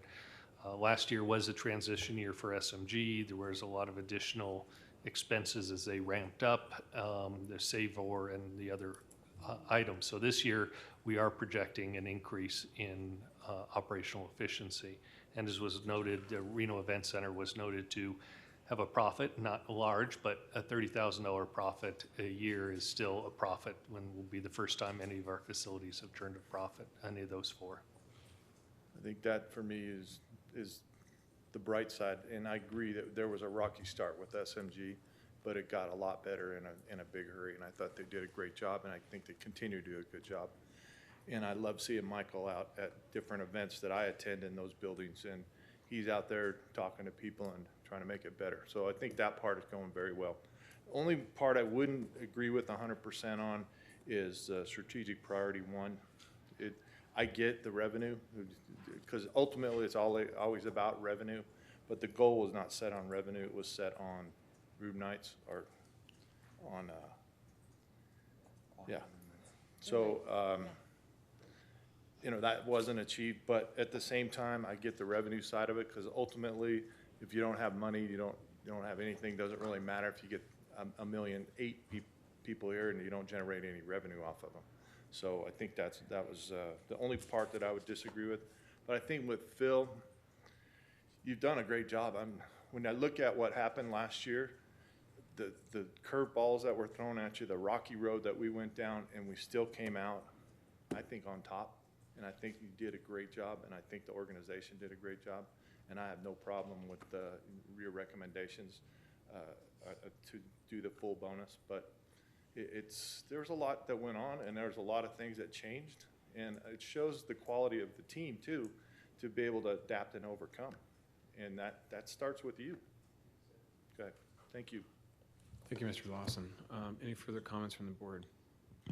All right, so, I think Ms. Keel pointed this out too with, and Mr. Lawson, both about their challenges with strategic priority 1. One thing I do want to point out for the record, for those of you that are not here in the room, that each one of these goals is weighted, given a percentage of weight. And so that number 1 goal was it was weighted at 15%. Others were up to 35 and 5 and 10. So it does balance out in the end over the entire length of the priorities. So at this time, I would entertain a motion for anything up to 40%. Obviously, that was a recommendation by the Executive Legislative Committee. However, this is at the full discretion of the board. It is a bonus. It is based upon performance of the organization and goals achieved. So with that being said, it can be anywhere from 0 to 40. I'll entertain any motions.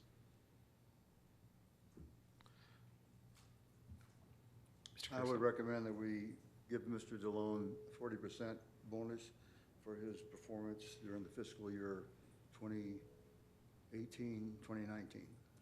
All right, I have a motion from Mr. Caraselli. Do I have a second? I have a second from Mr. Wood. All right, I have a motion and a second. Is there any further discussion on this item? Seeing no further discussion, all right, I will enter, all those in favor signify by saying aye. Aye. All those opposed? Opposed.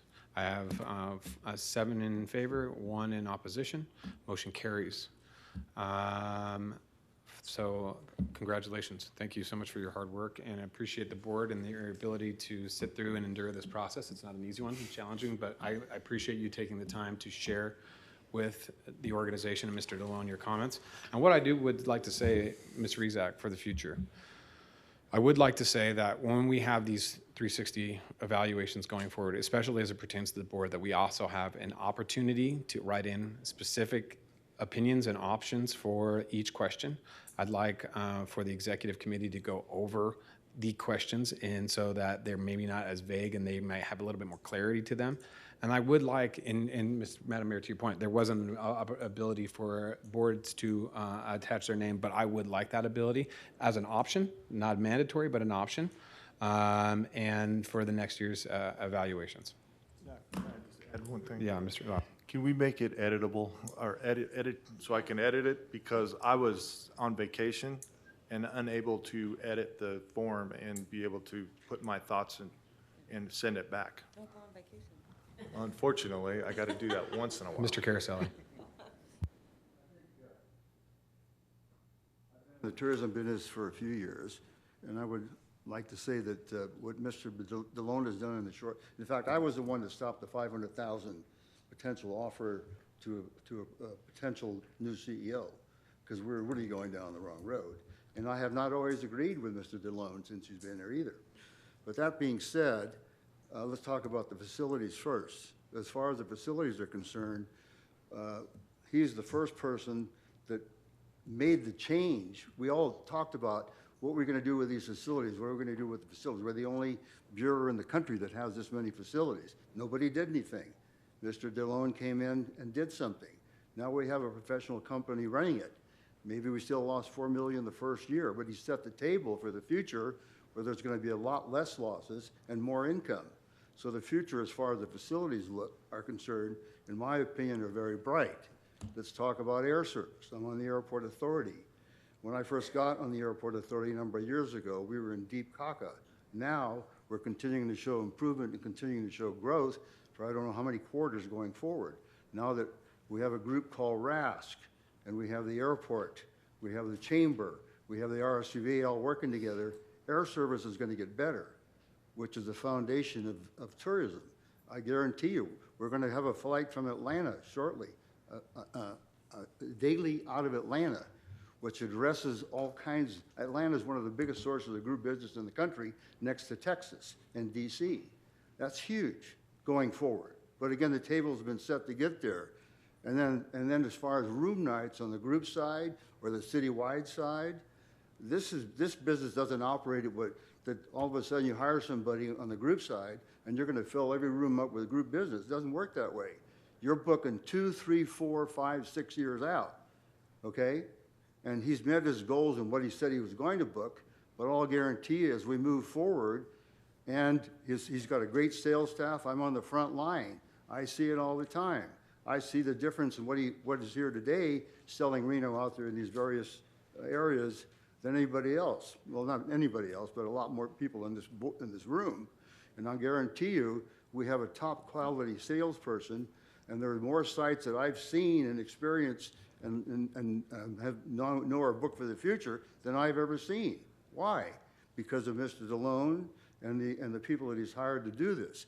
So the table has been set all the way around for success, and I don't think we can judge it on what's happening today. What's happening today is a miracle based on where he started.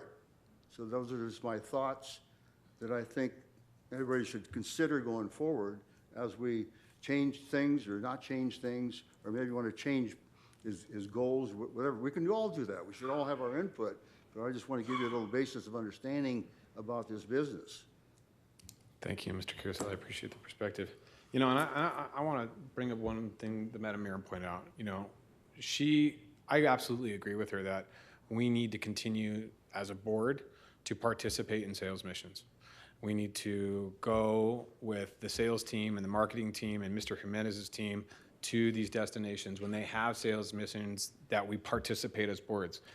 LVCVA was a mandatory that a board member had to participate in at least one per year to go and attend, and it makes a difference. When the mayor shows up from the city of Reno, it makes a difference to organizations.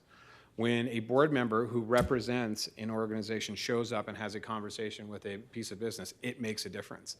So I strongly will urge you to continue. There has been budgeted money in our budget continuously year after year for board member travel, for you to go on a sales mission and get in the front line. I have done it in Utah, I've done it in DC, I have done it in San Francisco, I know the mayor's done it in LA. We have done it in a number of places. I urge you to go. If you don't think this team is doing a good job, if you don't think that they're making the strides that they need to be, go and participate. But it's very difficult to sit in the back seat of the bus and say, hey, I like where we're driving, and not sit and walk right up front. So get down to those missions and participate. That's all I would say. I would urge you to do that. So. And to Yes. your point, I think at a marketing, we haven't had a marketing meeting in a very long time. I was on sort of that subcommittee, so maybe if we brought, something back with an agenda item of, I'd like us to look at, 3 pieces of business that, Phil, you think is, fantastic for the region, and we all commit to go, like we did with Interbike. They said, I remember being down there, it was really interesting, and they said, and she pulled me aside and she said, Hillary, we just gave you guys an interview because we felt sorry for you. And then at the end of the day, she was like, you guys knocked our socks off. And it was, it was the team that went down there and really just, knocked it out of the park and really impressed Interbike. So, I have seen it work. And, I apologize if I offended anyone with my comments. And, this is always good discussion. I think, Phil is tremendous. I just, I have my own opinion, and I stated that. And so I respect, all the things that you said, Nat, and I think, those are all very valid. So that's all I want to say. Thanks.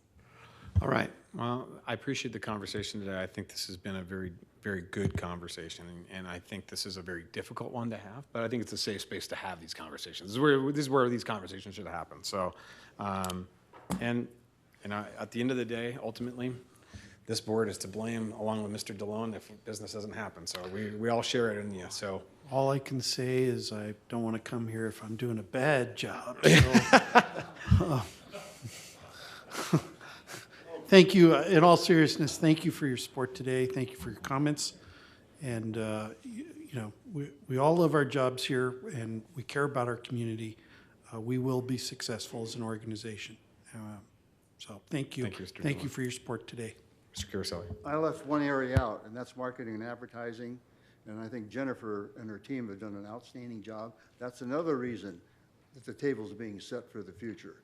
And their marketing and advertising today, it's not what you do today, it's that's going to get you business the day after today. What you do today is going to get you business 6 months down the road, 1 year down the road, 2 years down the road. If you continue doing what you're doing, if it's correct, then you'll really see it start rolling as we get out here in about 18 to 24 months.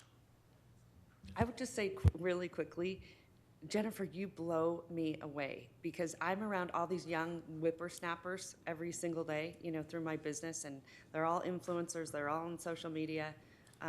We partnered with different branding companies, these teenagers. These are, teenagers that are living and dying by these cell phones and what they do. And, the fact you brought up TikTok and those kinds of things, I'm just blown away that, you just really, really get it. We're super fortunate to have you. Yeah. All right, well, we'll close this item. No further discussion. I think congratulations with that. And so we are now moving on to item E4. This is the esports presentation. So we have Ms. Shelley Fine with us this morning. Good morning. Long time. This just pushes it forward, right? Yes, that just pushes it forward. I think that's it, right? There you go. All right. Good morning. Again, I'm Shelley Fine, the Director of Sports Development, here to give you hopefully a couple of things, mainly an overview from staff perspective on the esports industry, and to possibly give you a little education as well. I want to start out by saying the esports, the e-gaming world is complicated. There are so many things going on in so many different segments and so many different areas. It's also a segment that is changing so quickly. What you know today could be different tomorrow, which will certainly be different in 6 months. But having said that, just want to walk you through some basics of the esports world and talk to you a little bit about what we as staff are doing in that segment. So a couple of terms and again, some basics. Organizers of esports events basically come in these different segments. Publishers of the games themselves, meaning the Overwatches and the Call of Duty, those sort of folks. The leagues specific to the game title, so you have a number of leagues that only play one game, and they're the ones organizing some of their own events. You have event promoters, just like in a concert world or anything else, third-party people who are producing events, and I'll go into some of that a little bit more deeply. And then third-party production companies, they're more like the little guys who are doing those little tournaments that you see in various different cities. So just a couple of terms. Again, publishers. Publishers of the games are exactly what it says. Without publishers to conceive, create, and video games, there would be no games to play. When it comes to organizing events around those titles, some publishers run their own professional leagues. Others allow games to be licensed by tournament organizers at all different levels. Teams, as you know, is what you see in the big arenas, what you see in the media. Those teams are created to basically compete, sometimes professionally, many times professionally, and then certainly recreationally, collegiately, on the high school level. Then you have production companies, I mentioned that before, dozens of third-party Companies specialize in the logistics of organizing the productions behind live esport events. In some cases, these companies even own their own events, and others, they work for other organizers, oversee areas such as production, staging, lighting, broadcasting, and ancillary events. Platforms. Platforms are certainly, I'm sure many of you know what platforms are. They're just basically the venue by which, or the avenue by which these games are played. Live events are growing and dynamic, but the biggest audiences are literally all around the world through these platforms. Fans can watch from an event stage in a venue, or they can watch from their favorite players as they are literally in their home. The biggest examples of these platforms are certainly Twitch. I'm sure you've all heard of Twitch. Facebook is getting in the game. A company called Mixer is now really rising up through the ranks. And then, of course, Google now is in the game. Esport venues. Esport venues really can be anywhere. Again, a lot of you in the media are seeing in the media the big arenas. That's what's really getting the most attention. But certainly there are venues such as in malls. The Simon Malls just did a deal with an e-gaming company. They're going to start putting venues inside malls because, of course, that's where the young folks are. Concert halls, freestanding shops where young people congregate.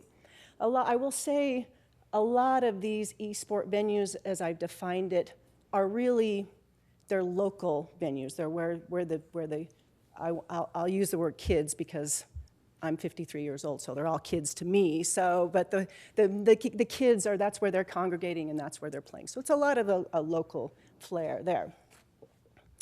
Demographics of the esport world.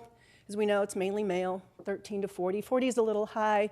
If you talk to a lot of people, it's really 13 to 32, 33, but there's certainly some older folks out there. Average income for those who do own homes is about $58,000. And video game play per week is 7.38. I got those statistics basically from the Esports Summit, which is essentially the Overwatch, if you will, of the esports world. So, I want to talk. Shelley, you have esports travel up here on the right. That esports travel, that is where I got my data from. That refers back. Pardon me? The governing body. Well, there is no such thing as a governing body in the esport world, but there is a company called Esport Travel. They do 2 summits a year, and they are they're one of the main groups that do data research. There are other groups, but this is the one that I've been using because they really, they're experts in that segment. Does that help? So, just to talk about esport events, and I want to step back for a second and say, I, as a salesperson, as you all know, are here to generate room nights, and so that is my goal, is to generate room nights. And so when I'm looking at esports, I have to look at the events that generate room nights. So that's what I want to explain a little bit today.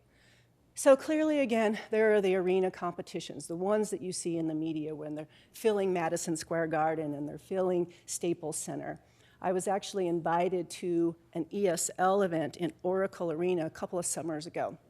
ESL stands for Electronic Sports League. They're doing some of the big competitions. They went down to Oakland, attended the event for 2 days, was lucky enough to sit down with the ESL producers to talk a little bit about how that event worked, and honestly, to learn what kind of room nights could be generated from an arena competition such as that.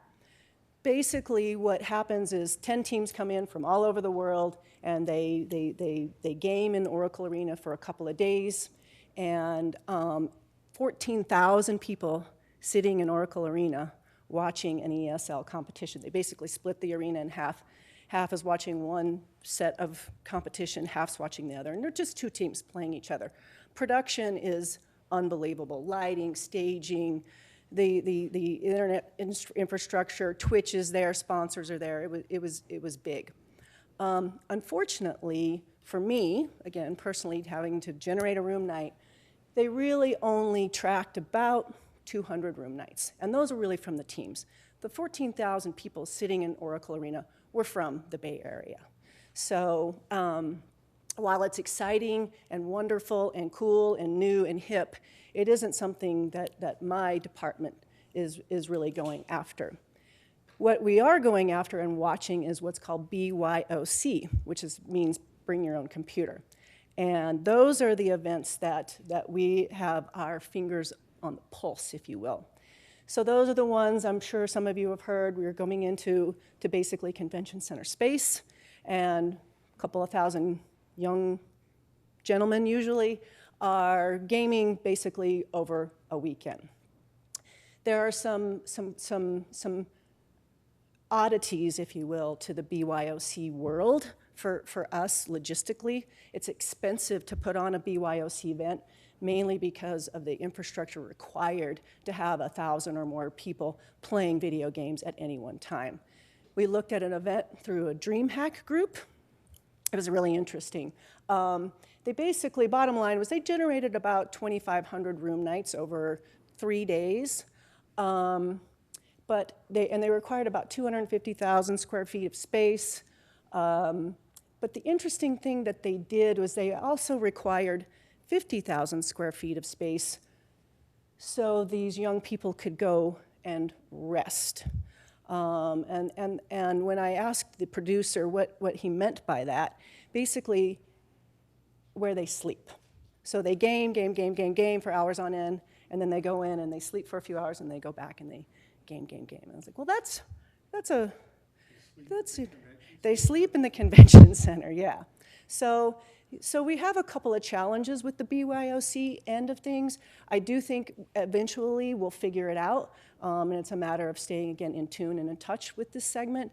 But this particular DreamHack event didn't really fit our profile. 2,000 room nights, we're probably going to have to pay close to $300,000, $400,000 to get there from a production standpoint.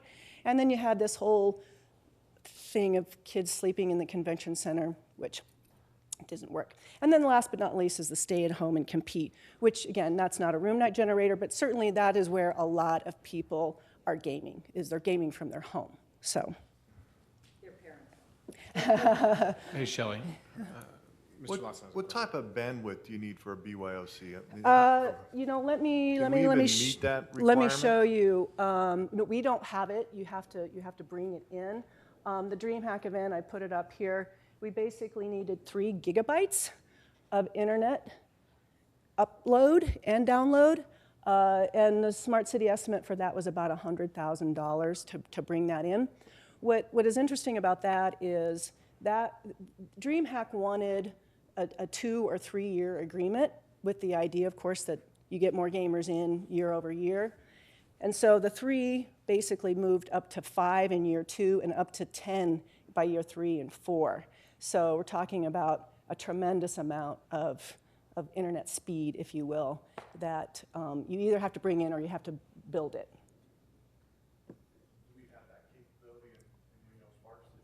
Yeah, certainly we have the capability. It's all about writing the check, writing the check.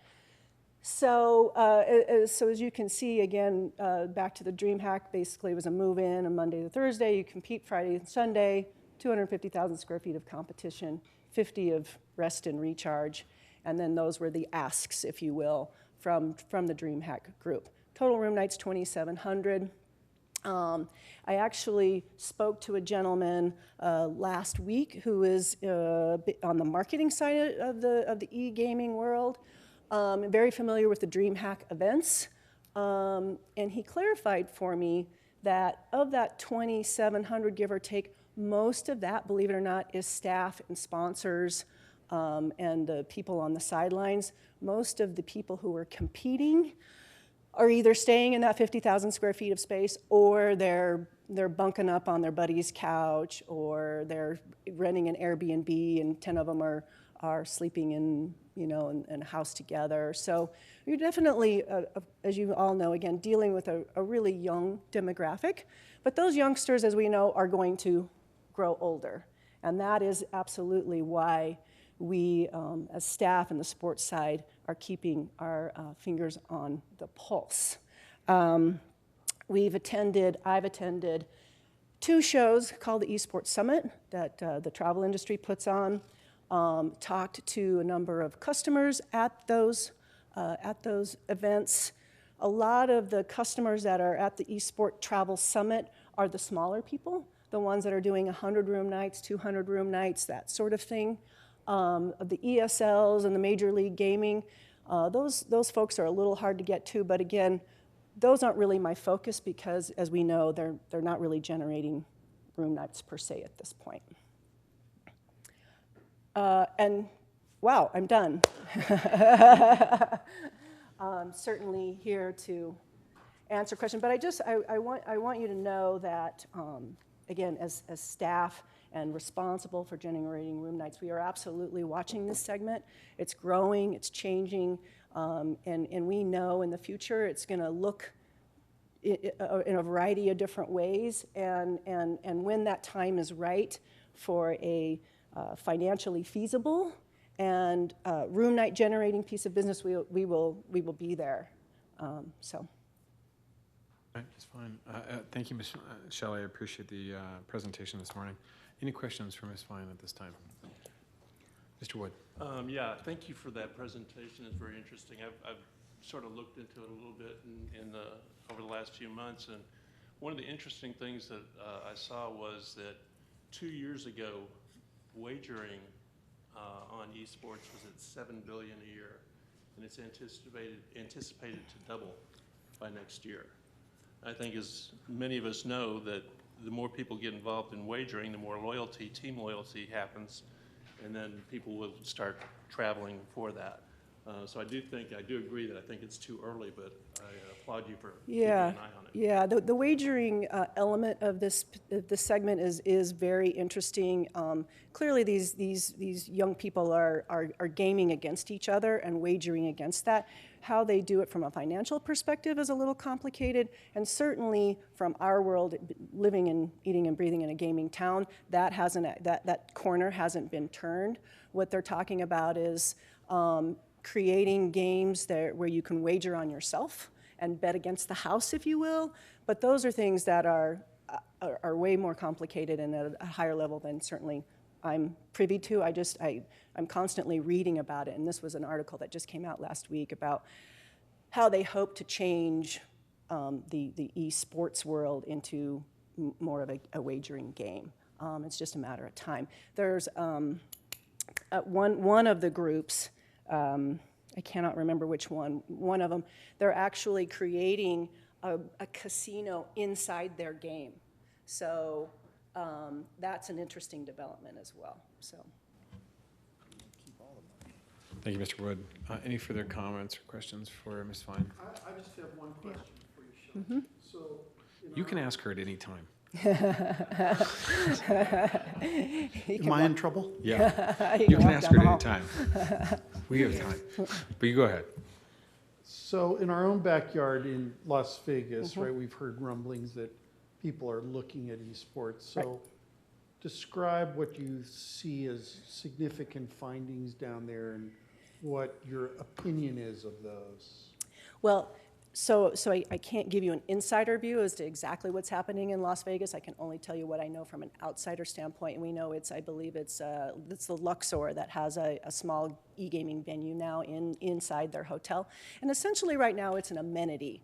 So as people come and go to the Luxor in and out of Vegas, they know they can come to this room and put their headphones on and game in that room. And the infrastructure is there, essentially. So I would say, again, it's an amenity. It's like a concert. So people come to Vegas or they come anywhere, right? And, oh, by the way, when you're there, you can go sit down in the Luxor's e-gaming room and put on some earphones and game for a while. Certainly, everybody's turning their attention from a marketing perspective towards the millennials and towards that younger audience. And so that certainly e-gaming is part of that. I will tell you the interesting thing about the world is the amount of time that some of the younger people are spending on video games, and that's starting to be a little bit of concern to people. There's some addiction issues going on now. In the e-gaming world is huge. It makes us look tiny in the Asian countries. In Korea in particular, the numbers are 3 times bigger than they are in the States because kids essentially get phones at a very young age there, 6 and 7 years old, and they're not Facebooking or talking to their parents on their phone, they're video gaming. So by the time they're 13 and 14 years old, they're basically addicted to their games and to their phones. And so now in Seoul, South Korea, there are a number of addiction centers in and around the video gaming centers so that these children can be exposed to trying to stop gaming so much. So there's some interesting things that I'm sure, again, we'll see as millennials grow older and hopefully mature, and they mature in and out of the real world. Madam Mayor, yes? Yeah. So I am intimately involved with esports through the Conference of Mayors, and I'm actually hosting the Women's in Esports Awards with Mayor Williams, and he's building the largest esports arena in Arlington, Texas. I'm familiar with that arena, yeah. And I also am launching a platform on Twitch, which Twitch is the largest platform for esports. And you don't want to call it e-gaming, then they will, it's a big faux pas. So, but I said this a couple years ago whenever I came back from conference and speaking with Mayor Williams. He really looked at, because I thought it was so similar to Reno, he really looked at their facilities that were failing. And that was exactly what I said when I came back, and I said, hey, we need to look at esports because cities are putting, these big esports tournaments in these city facilities that are failing. That's exactly what he's done, and he's completely changed the landscape in their city just on esports alone. If there's one thing I could stress, this is where it's happening. The top esports player makes about $3 million a year, and I think he's about 19 years old. I mean, this is like insanity. It's very hard for our generation and demographic to wrap your head around it because, quite frankly, I think for some of us to watch this type of environment feels very odd and like, they're sleeping and, they don't leave these consoles. Right. Some of them play almost, 24/7, but, there's also this generation of parents that just, put technology into your hand and kind of used it as a babysitter. And so we're seeing this obviously with technology as it evolves. I'm getting involved because I also think it has to be a balance. I think, this is going to just absolutely take over. And, if you mention, like, have you ever made an ant farm or a mud pie to a kid these days, they think you're crazy. So, but I also think I'm getting very involved with women in esports. Obviously, it's a male-dominated profession, and they're seeing a lot of women be bullied in esports. Yeah. And so that's one of the roles that a I'm lady taking on. made a presentation at the Esports Summit about how she's one of very few who have made it to a certain level, and it was a very tough road for her because she was essentially cyberbullied by guys who didn't really want to play with her. So all I'm saying is this industry is not going to slow down. This is going to be the absolute future. This is this new generation, just like, digital currency and Bitcoin you see. This is exactly, how this is moving. Tech-driven, and so... Anyway, so I'm just saying that I think, if Reno wants to capture a lot of the esports, I think, we could be very primed to do so. Mm-hmm. Thank you, Madam Mayor. I absolutely agree with the mayor. I think that you look at some of these numbers across the country, but not just across the country, globally. I think that you're looking at currently e-gaming and mobile gaming across the globe is a $68.5 billion industry. Absolutely. Fortnite was one of the as you said, program companies or producers. This year they have a $100 million prize pool. In 2019, the 16-year-old that just won $3 million at their recent tournament, e-gaming tournament in New York City. But they guaranteed most of their players that qualify at least a $50,000 walkaway prize. And these are individuals, as you pointed out, anywhere from 16 to 32 years old. Right. My question would be is, has there been a discussion with the gaming industry, which is obviously predominantly one of our leading industries here in Nevada, and we have to be cognizant of that.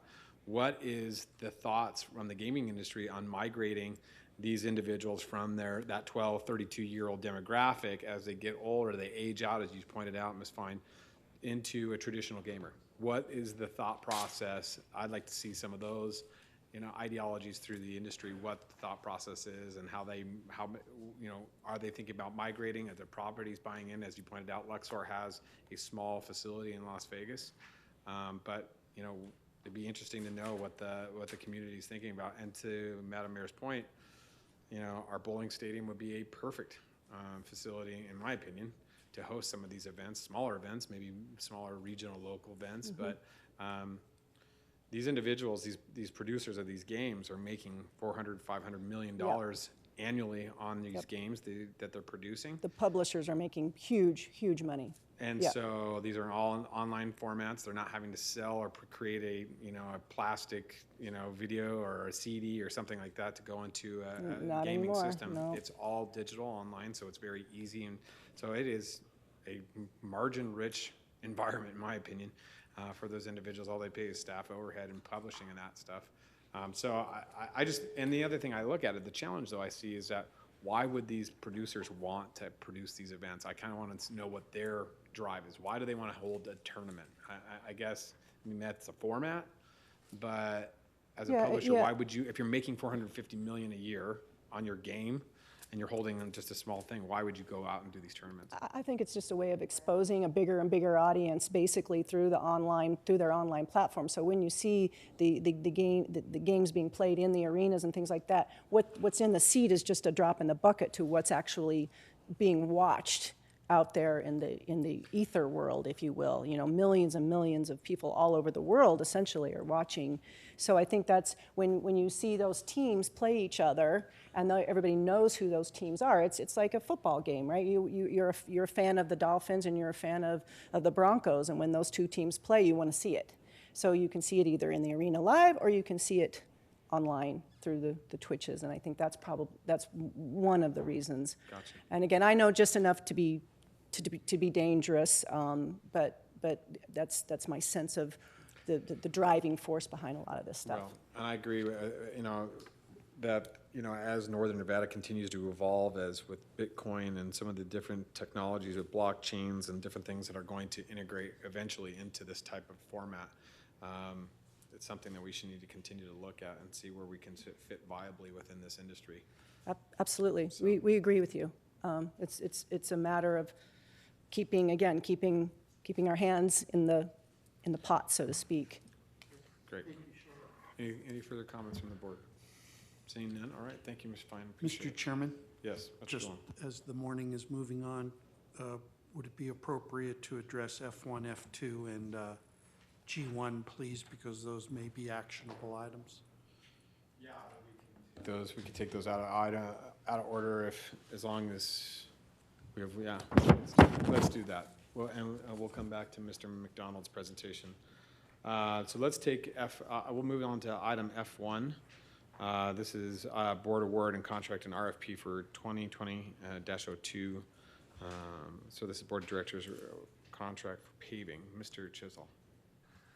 This is a contract to repair the pavement on the north parking lot of the Reno Sparks Livestock Events Center, which has deteriorated and is in need of repair. The winning bidder is West Coast Paving, and they are a responsible bidder. Okay.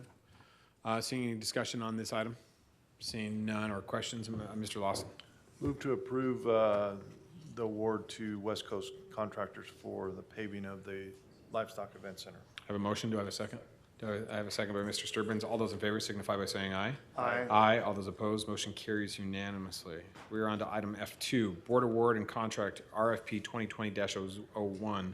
This is for the board of directors to review and approve the bid award and contract for RFP 2020-01 for Kodiak Roofing and Waterproofing for the Reno Sparks Convention Center. Mr. Chisholm. This is the repair of Hall 3. Hall 3 is actually the old Centennial Coliseum for those of us that remember it. It is the oldest part of the building. All the other roof in the convention center have been repaired except this, which is experiencing leaks. We had one bidder that was responsive, and that was Kodiak. It was above what was the budgeted amount, but we're going to delay a couple of the other capital projects to make up the difference so that we will still stay within the overall budget for this fiscal year. But we do need to repair the roof as it is leaking at this time. All right, looking for a motion to approve. Move to, go ahead. I have a motion from Ms. Silver. Do I have a second? Second. Second by Mr. Lawson. All those in favor signify by saying aye. Aye. Aye. All those opposed, motion carries unanimously. We're going to take G1 now, and then we'll come back to items E5 and H1. So Mr. Jimenez, do you want to take us into G1, please? Just yes. So we bring this item up for review and possible action to redirect the funding and terminate the existing contract with Preferred Hotel Group.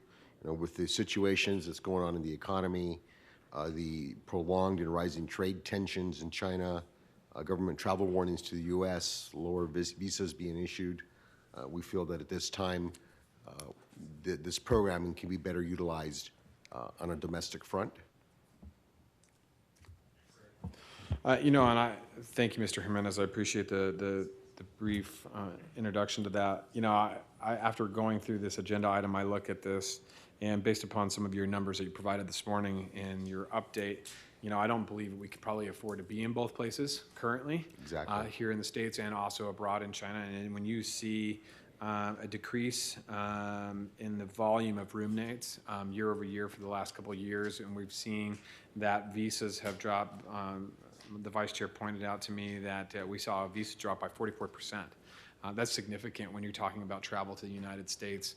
I think it's probably prevalent to us at this time to probably reallocate those efforts here in home, and see if we can boost business here within our driver markets based upon our visitor origination, VOA. I'm not going to try to talk to you anymore. From China. So with that being said, I mean, I'm highly supportive of this initiative, I understand, and then we'll reevaluate, obviously, in future years. So I have a motion from Mr. Sturbins. Do I have a second?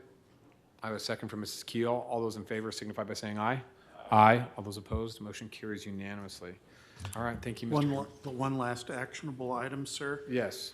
Would be H1. We could get through that in just a couple of moments. Okay, we'll take H1 before we take E5. Go ahead, Mr. DeLone. We do have a document that was prepared originally by legal counsel and approved by the board of directors as our unsolicited proposal policy and guidelines. And that is a living document. It is adjusted and reviewed every now and then. And at a previous board meeting, we were asked to review the document and make any recommended additions or deletions. It's the last tab in your binder. We have one recommended addition, which appears as a highlight on the second page in item 6, that a proposal to the RSCVA under these guidelines is to produce cash revenue room nights for the Reno Tahoe community. These room nights ideally should be in sufficient number to allow the RSCVA the ability to recoup the cash investment in the unsolicited proposal or provide sufficient documentable economic impact.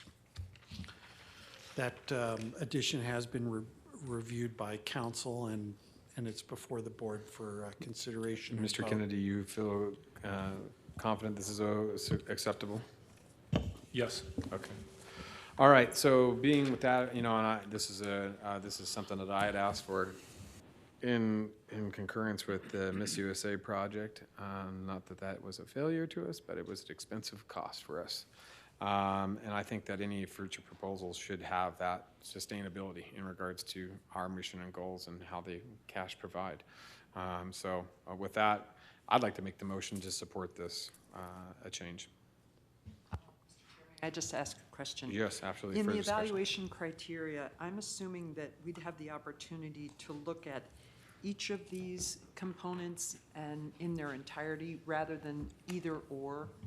In other words, we'd want to evaluate. It's a good, strong document, really is.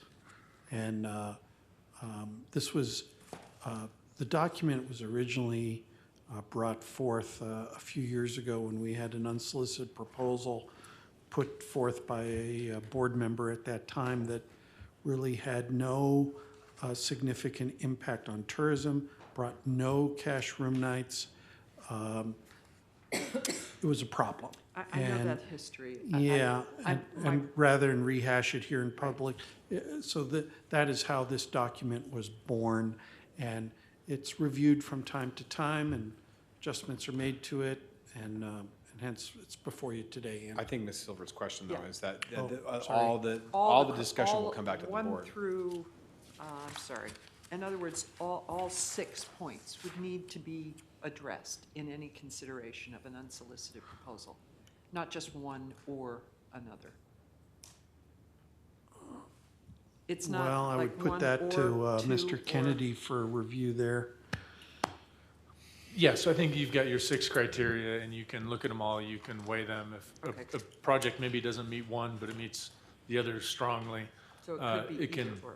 it can go forward. And at the end of the day, I mean, this is really just a roadmap for staff, when they get a proposal, how they evaluate it, No, I and whether or not appreciate they're it. going to take it to the board, and that's Okay. ultimately up to the board. No problem, thank you. And I'll also add, there's a provision in there that if the board gets a proposal that maybe doesn't meet these, but for another reason is a good idea, you can always deviate from this Okay, thank you. procedure if it's in the best interest of the organization. So basically, what you're saying in layman's terms is more guiding principles for us as a board based upon the criteria and not necessarily a set in stone. Correct. Okay. Second. I have a motion by myself, second by Mr. Caraselli. All those in favor signify by saying aye. Aye. Aye. All those opposed? Motion carries unanimously.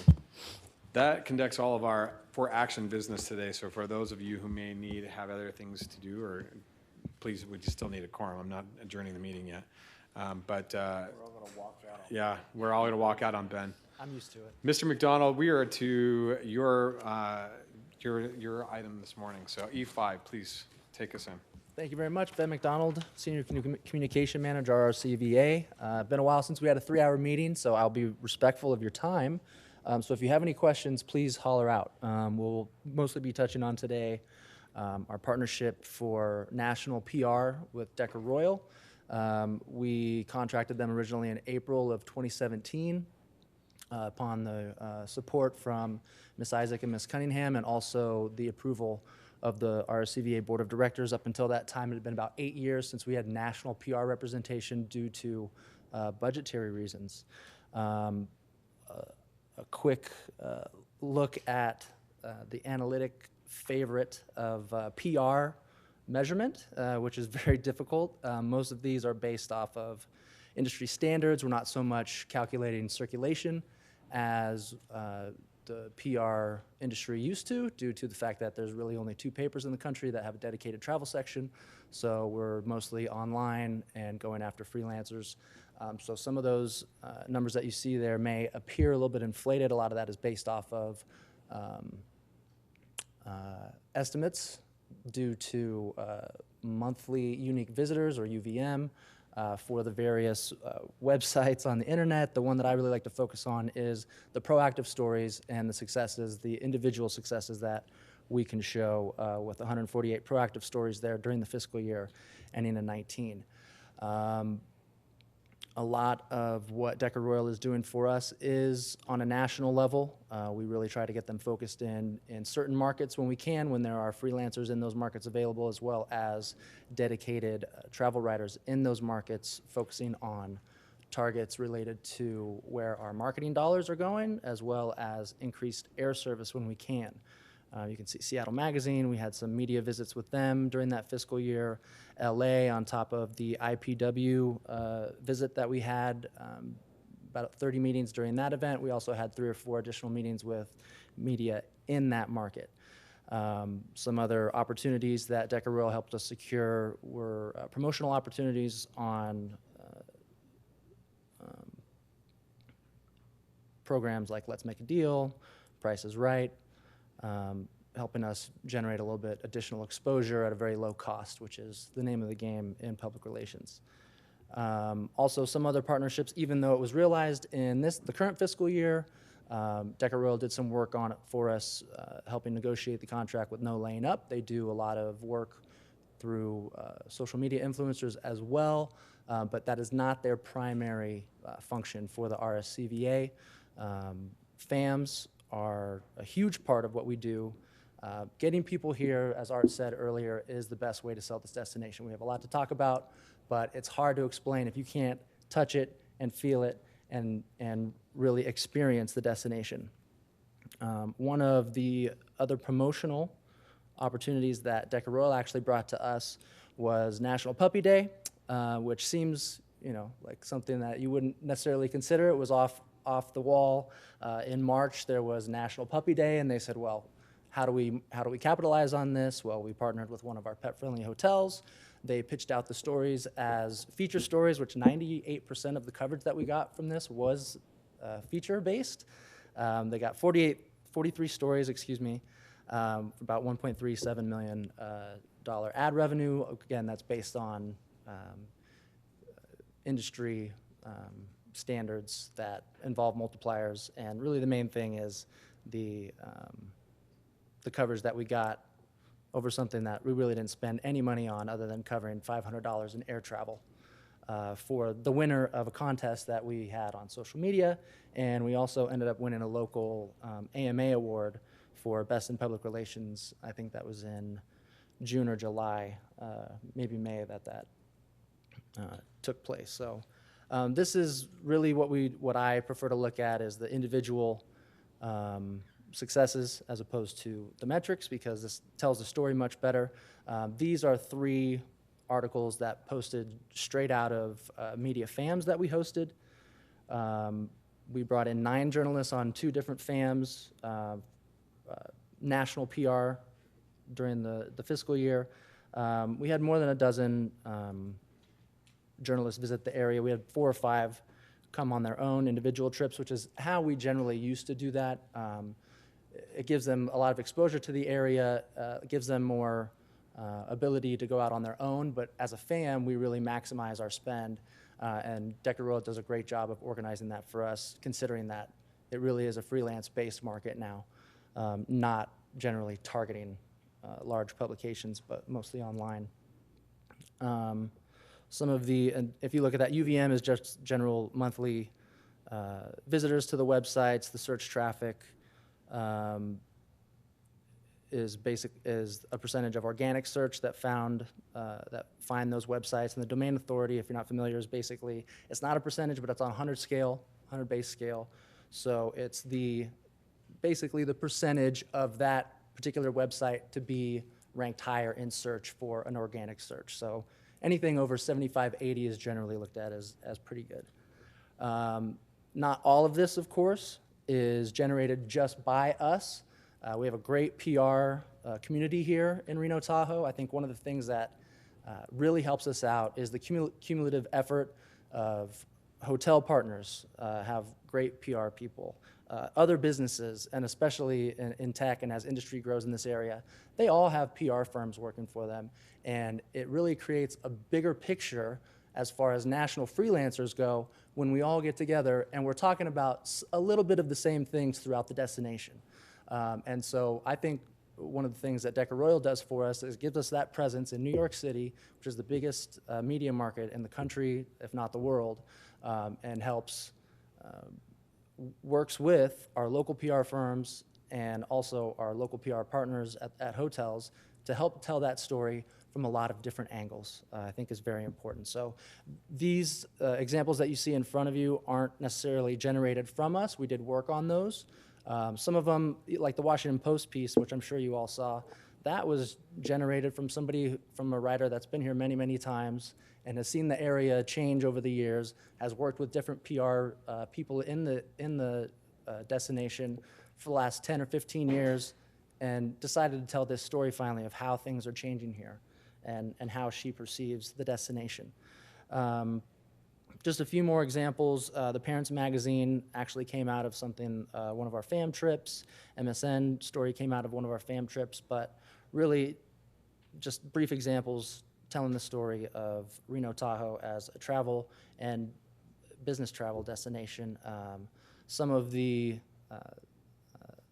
other websites, travel websites that, you know, I wouldn't traditionally be targeting. Decker Royal is helping us reach those, help us reach new audience, a younger audience. As we move forward, we're going to need these young travelers, these young professionals, and these are some of the websites that we can reach them through. Meetings and conventions obviously is very important. The market is much smaller, as you know, but we work very closely with these publications. They actually have more dedicated editors and writers that we work with more frequently. You know, national ambition, I think Decker Royal really came into the RSCVA at a great time when we were just kind of finalizing our brand of ambition and reaching a point where we were starting to tip the narrative a little bit on what this destination represents on a national level, on a travel level, on a business level. One thing that I think really closely associates them with our brand, obviously with the ambition, they use their partnerships with other destinations like Abu Dhabi. They represent cruise lines and tour brands like Kontiki, Cost Saver, and really help us get into some of the lists. Obviously, listicles are still generally how younger people are consuming media, and so it may not be feature stories that you're seeing a lot of, but people don't have time necessarily or are too lazy to read through, you know, a 1,200-word article, but they'll go through and they'll look at best 30 places to sit by the pool and drink a margarita. So it may not look like much, but those are actually very important things to be on. And this is all in the effort, of course. These are just some examples and some text pulled from some of the articles and, like today's show, some of the copy. But, you know, this is all an effort to build awareness, change the perception of Reno, continue changing that perception of Reno Tahoe, inspire travel. Again, FAMs are huge. They get the writers here. Help them see what the destination's all about. You know, we're pitching special events, skiing, arts and culture, dining, adventure, entertainment, helping us to embrace, you know, what's different about the area and talking about that, because that's what people want to do. They want to do what the locals are doing, and they want to do something that they can't do in their own destination. Coming up in the next, during this fiscal year, actually, our next FAM trip is coming up next month over the air races. We'll do another one during ski season. And generally, that's 4 to 5 riders come in. They spend about 3 or 4 days here at a host hotel, which the hotels have been fantastic. Thank you so much for helping us. Couldn't do it without you. See the area, lots of different restaurants, talk to the chefs, talk to some of the business owners about what makes this a great place to live. And then also, generally, we do media desk side visits. Last year, we did LA and Seattle.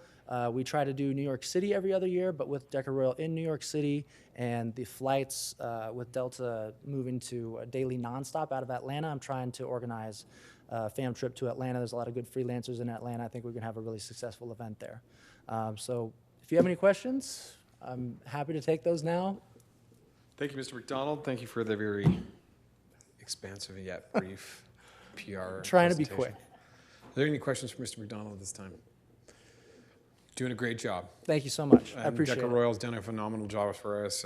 We continue to be impressed with the media that comes out of the East Coast about our not so small little town anymore. That's right. And so we're very happy that the continued work from your department and through the marketing team that continues to be a reality. So thank you. Thank Appreciate you. it, They're a Mr. great McDonald. partner, and it takes all of us to do this. So thank you. Awesome. Thank you. All right. We are to the end of our agenda, folks. We've made it 2.5 hours. Thank you for hanging in there. We are on to item I, which is board member comments regarding items for future meetings. Are there any board member comments on any future items that anybody would like to see at this time? I do have one, Mr. DeLone. Can I get an update from you or Mr. Chisel in regards to negotiations with our landlord in regards to the future expansion of our offices across the street? Is that still going forward, and what's happening with that? You can bring that next meeting. It's not today. Don't have to do it today. Next meeting will be fine. Oh, just real quickly, we did, per the last board action item, we did approve the amendment to the lease for them to go ahead and build the building across the parking lot.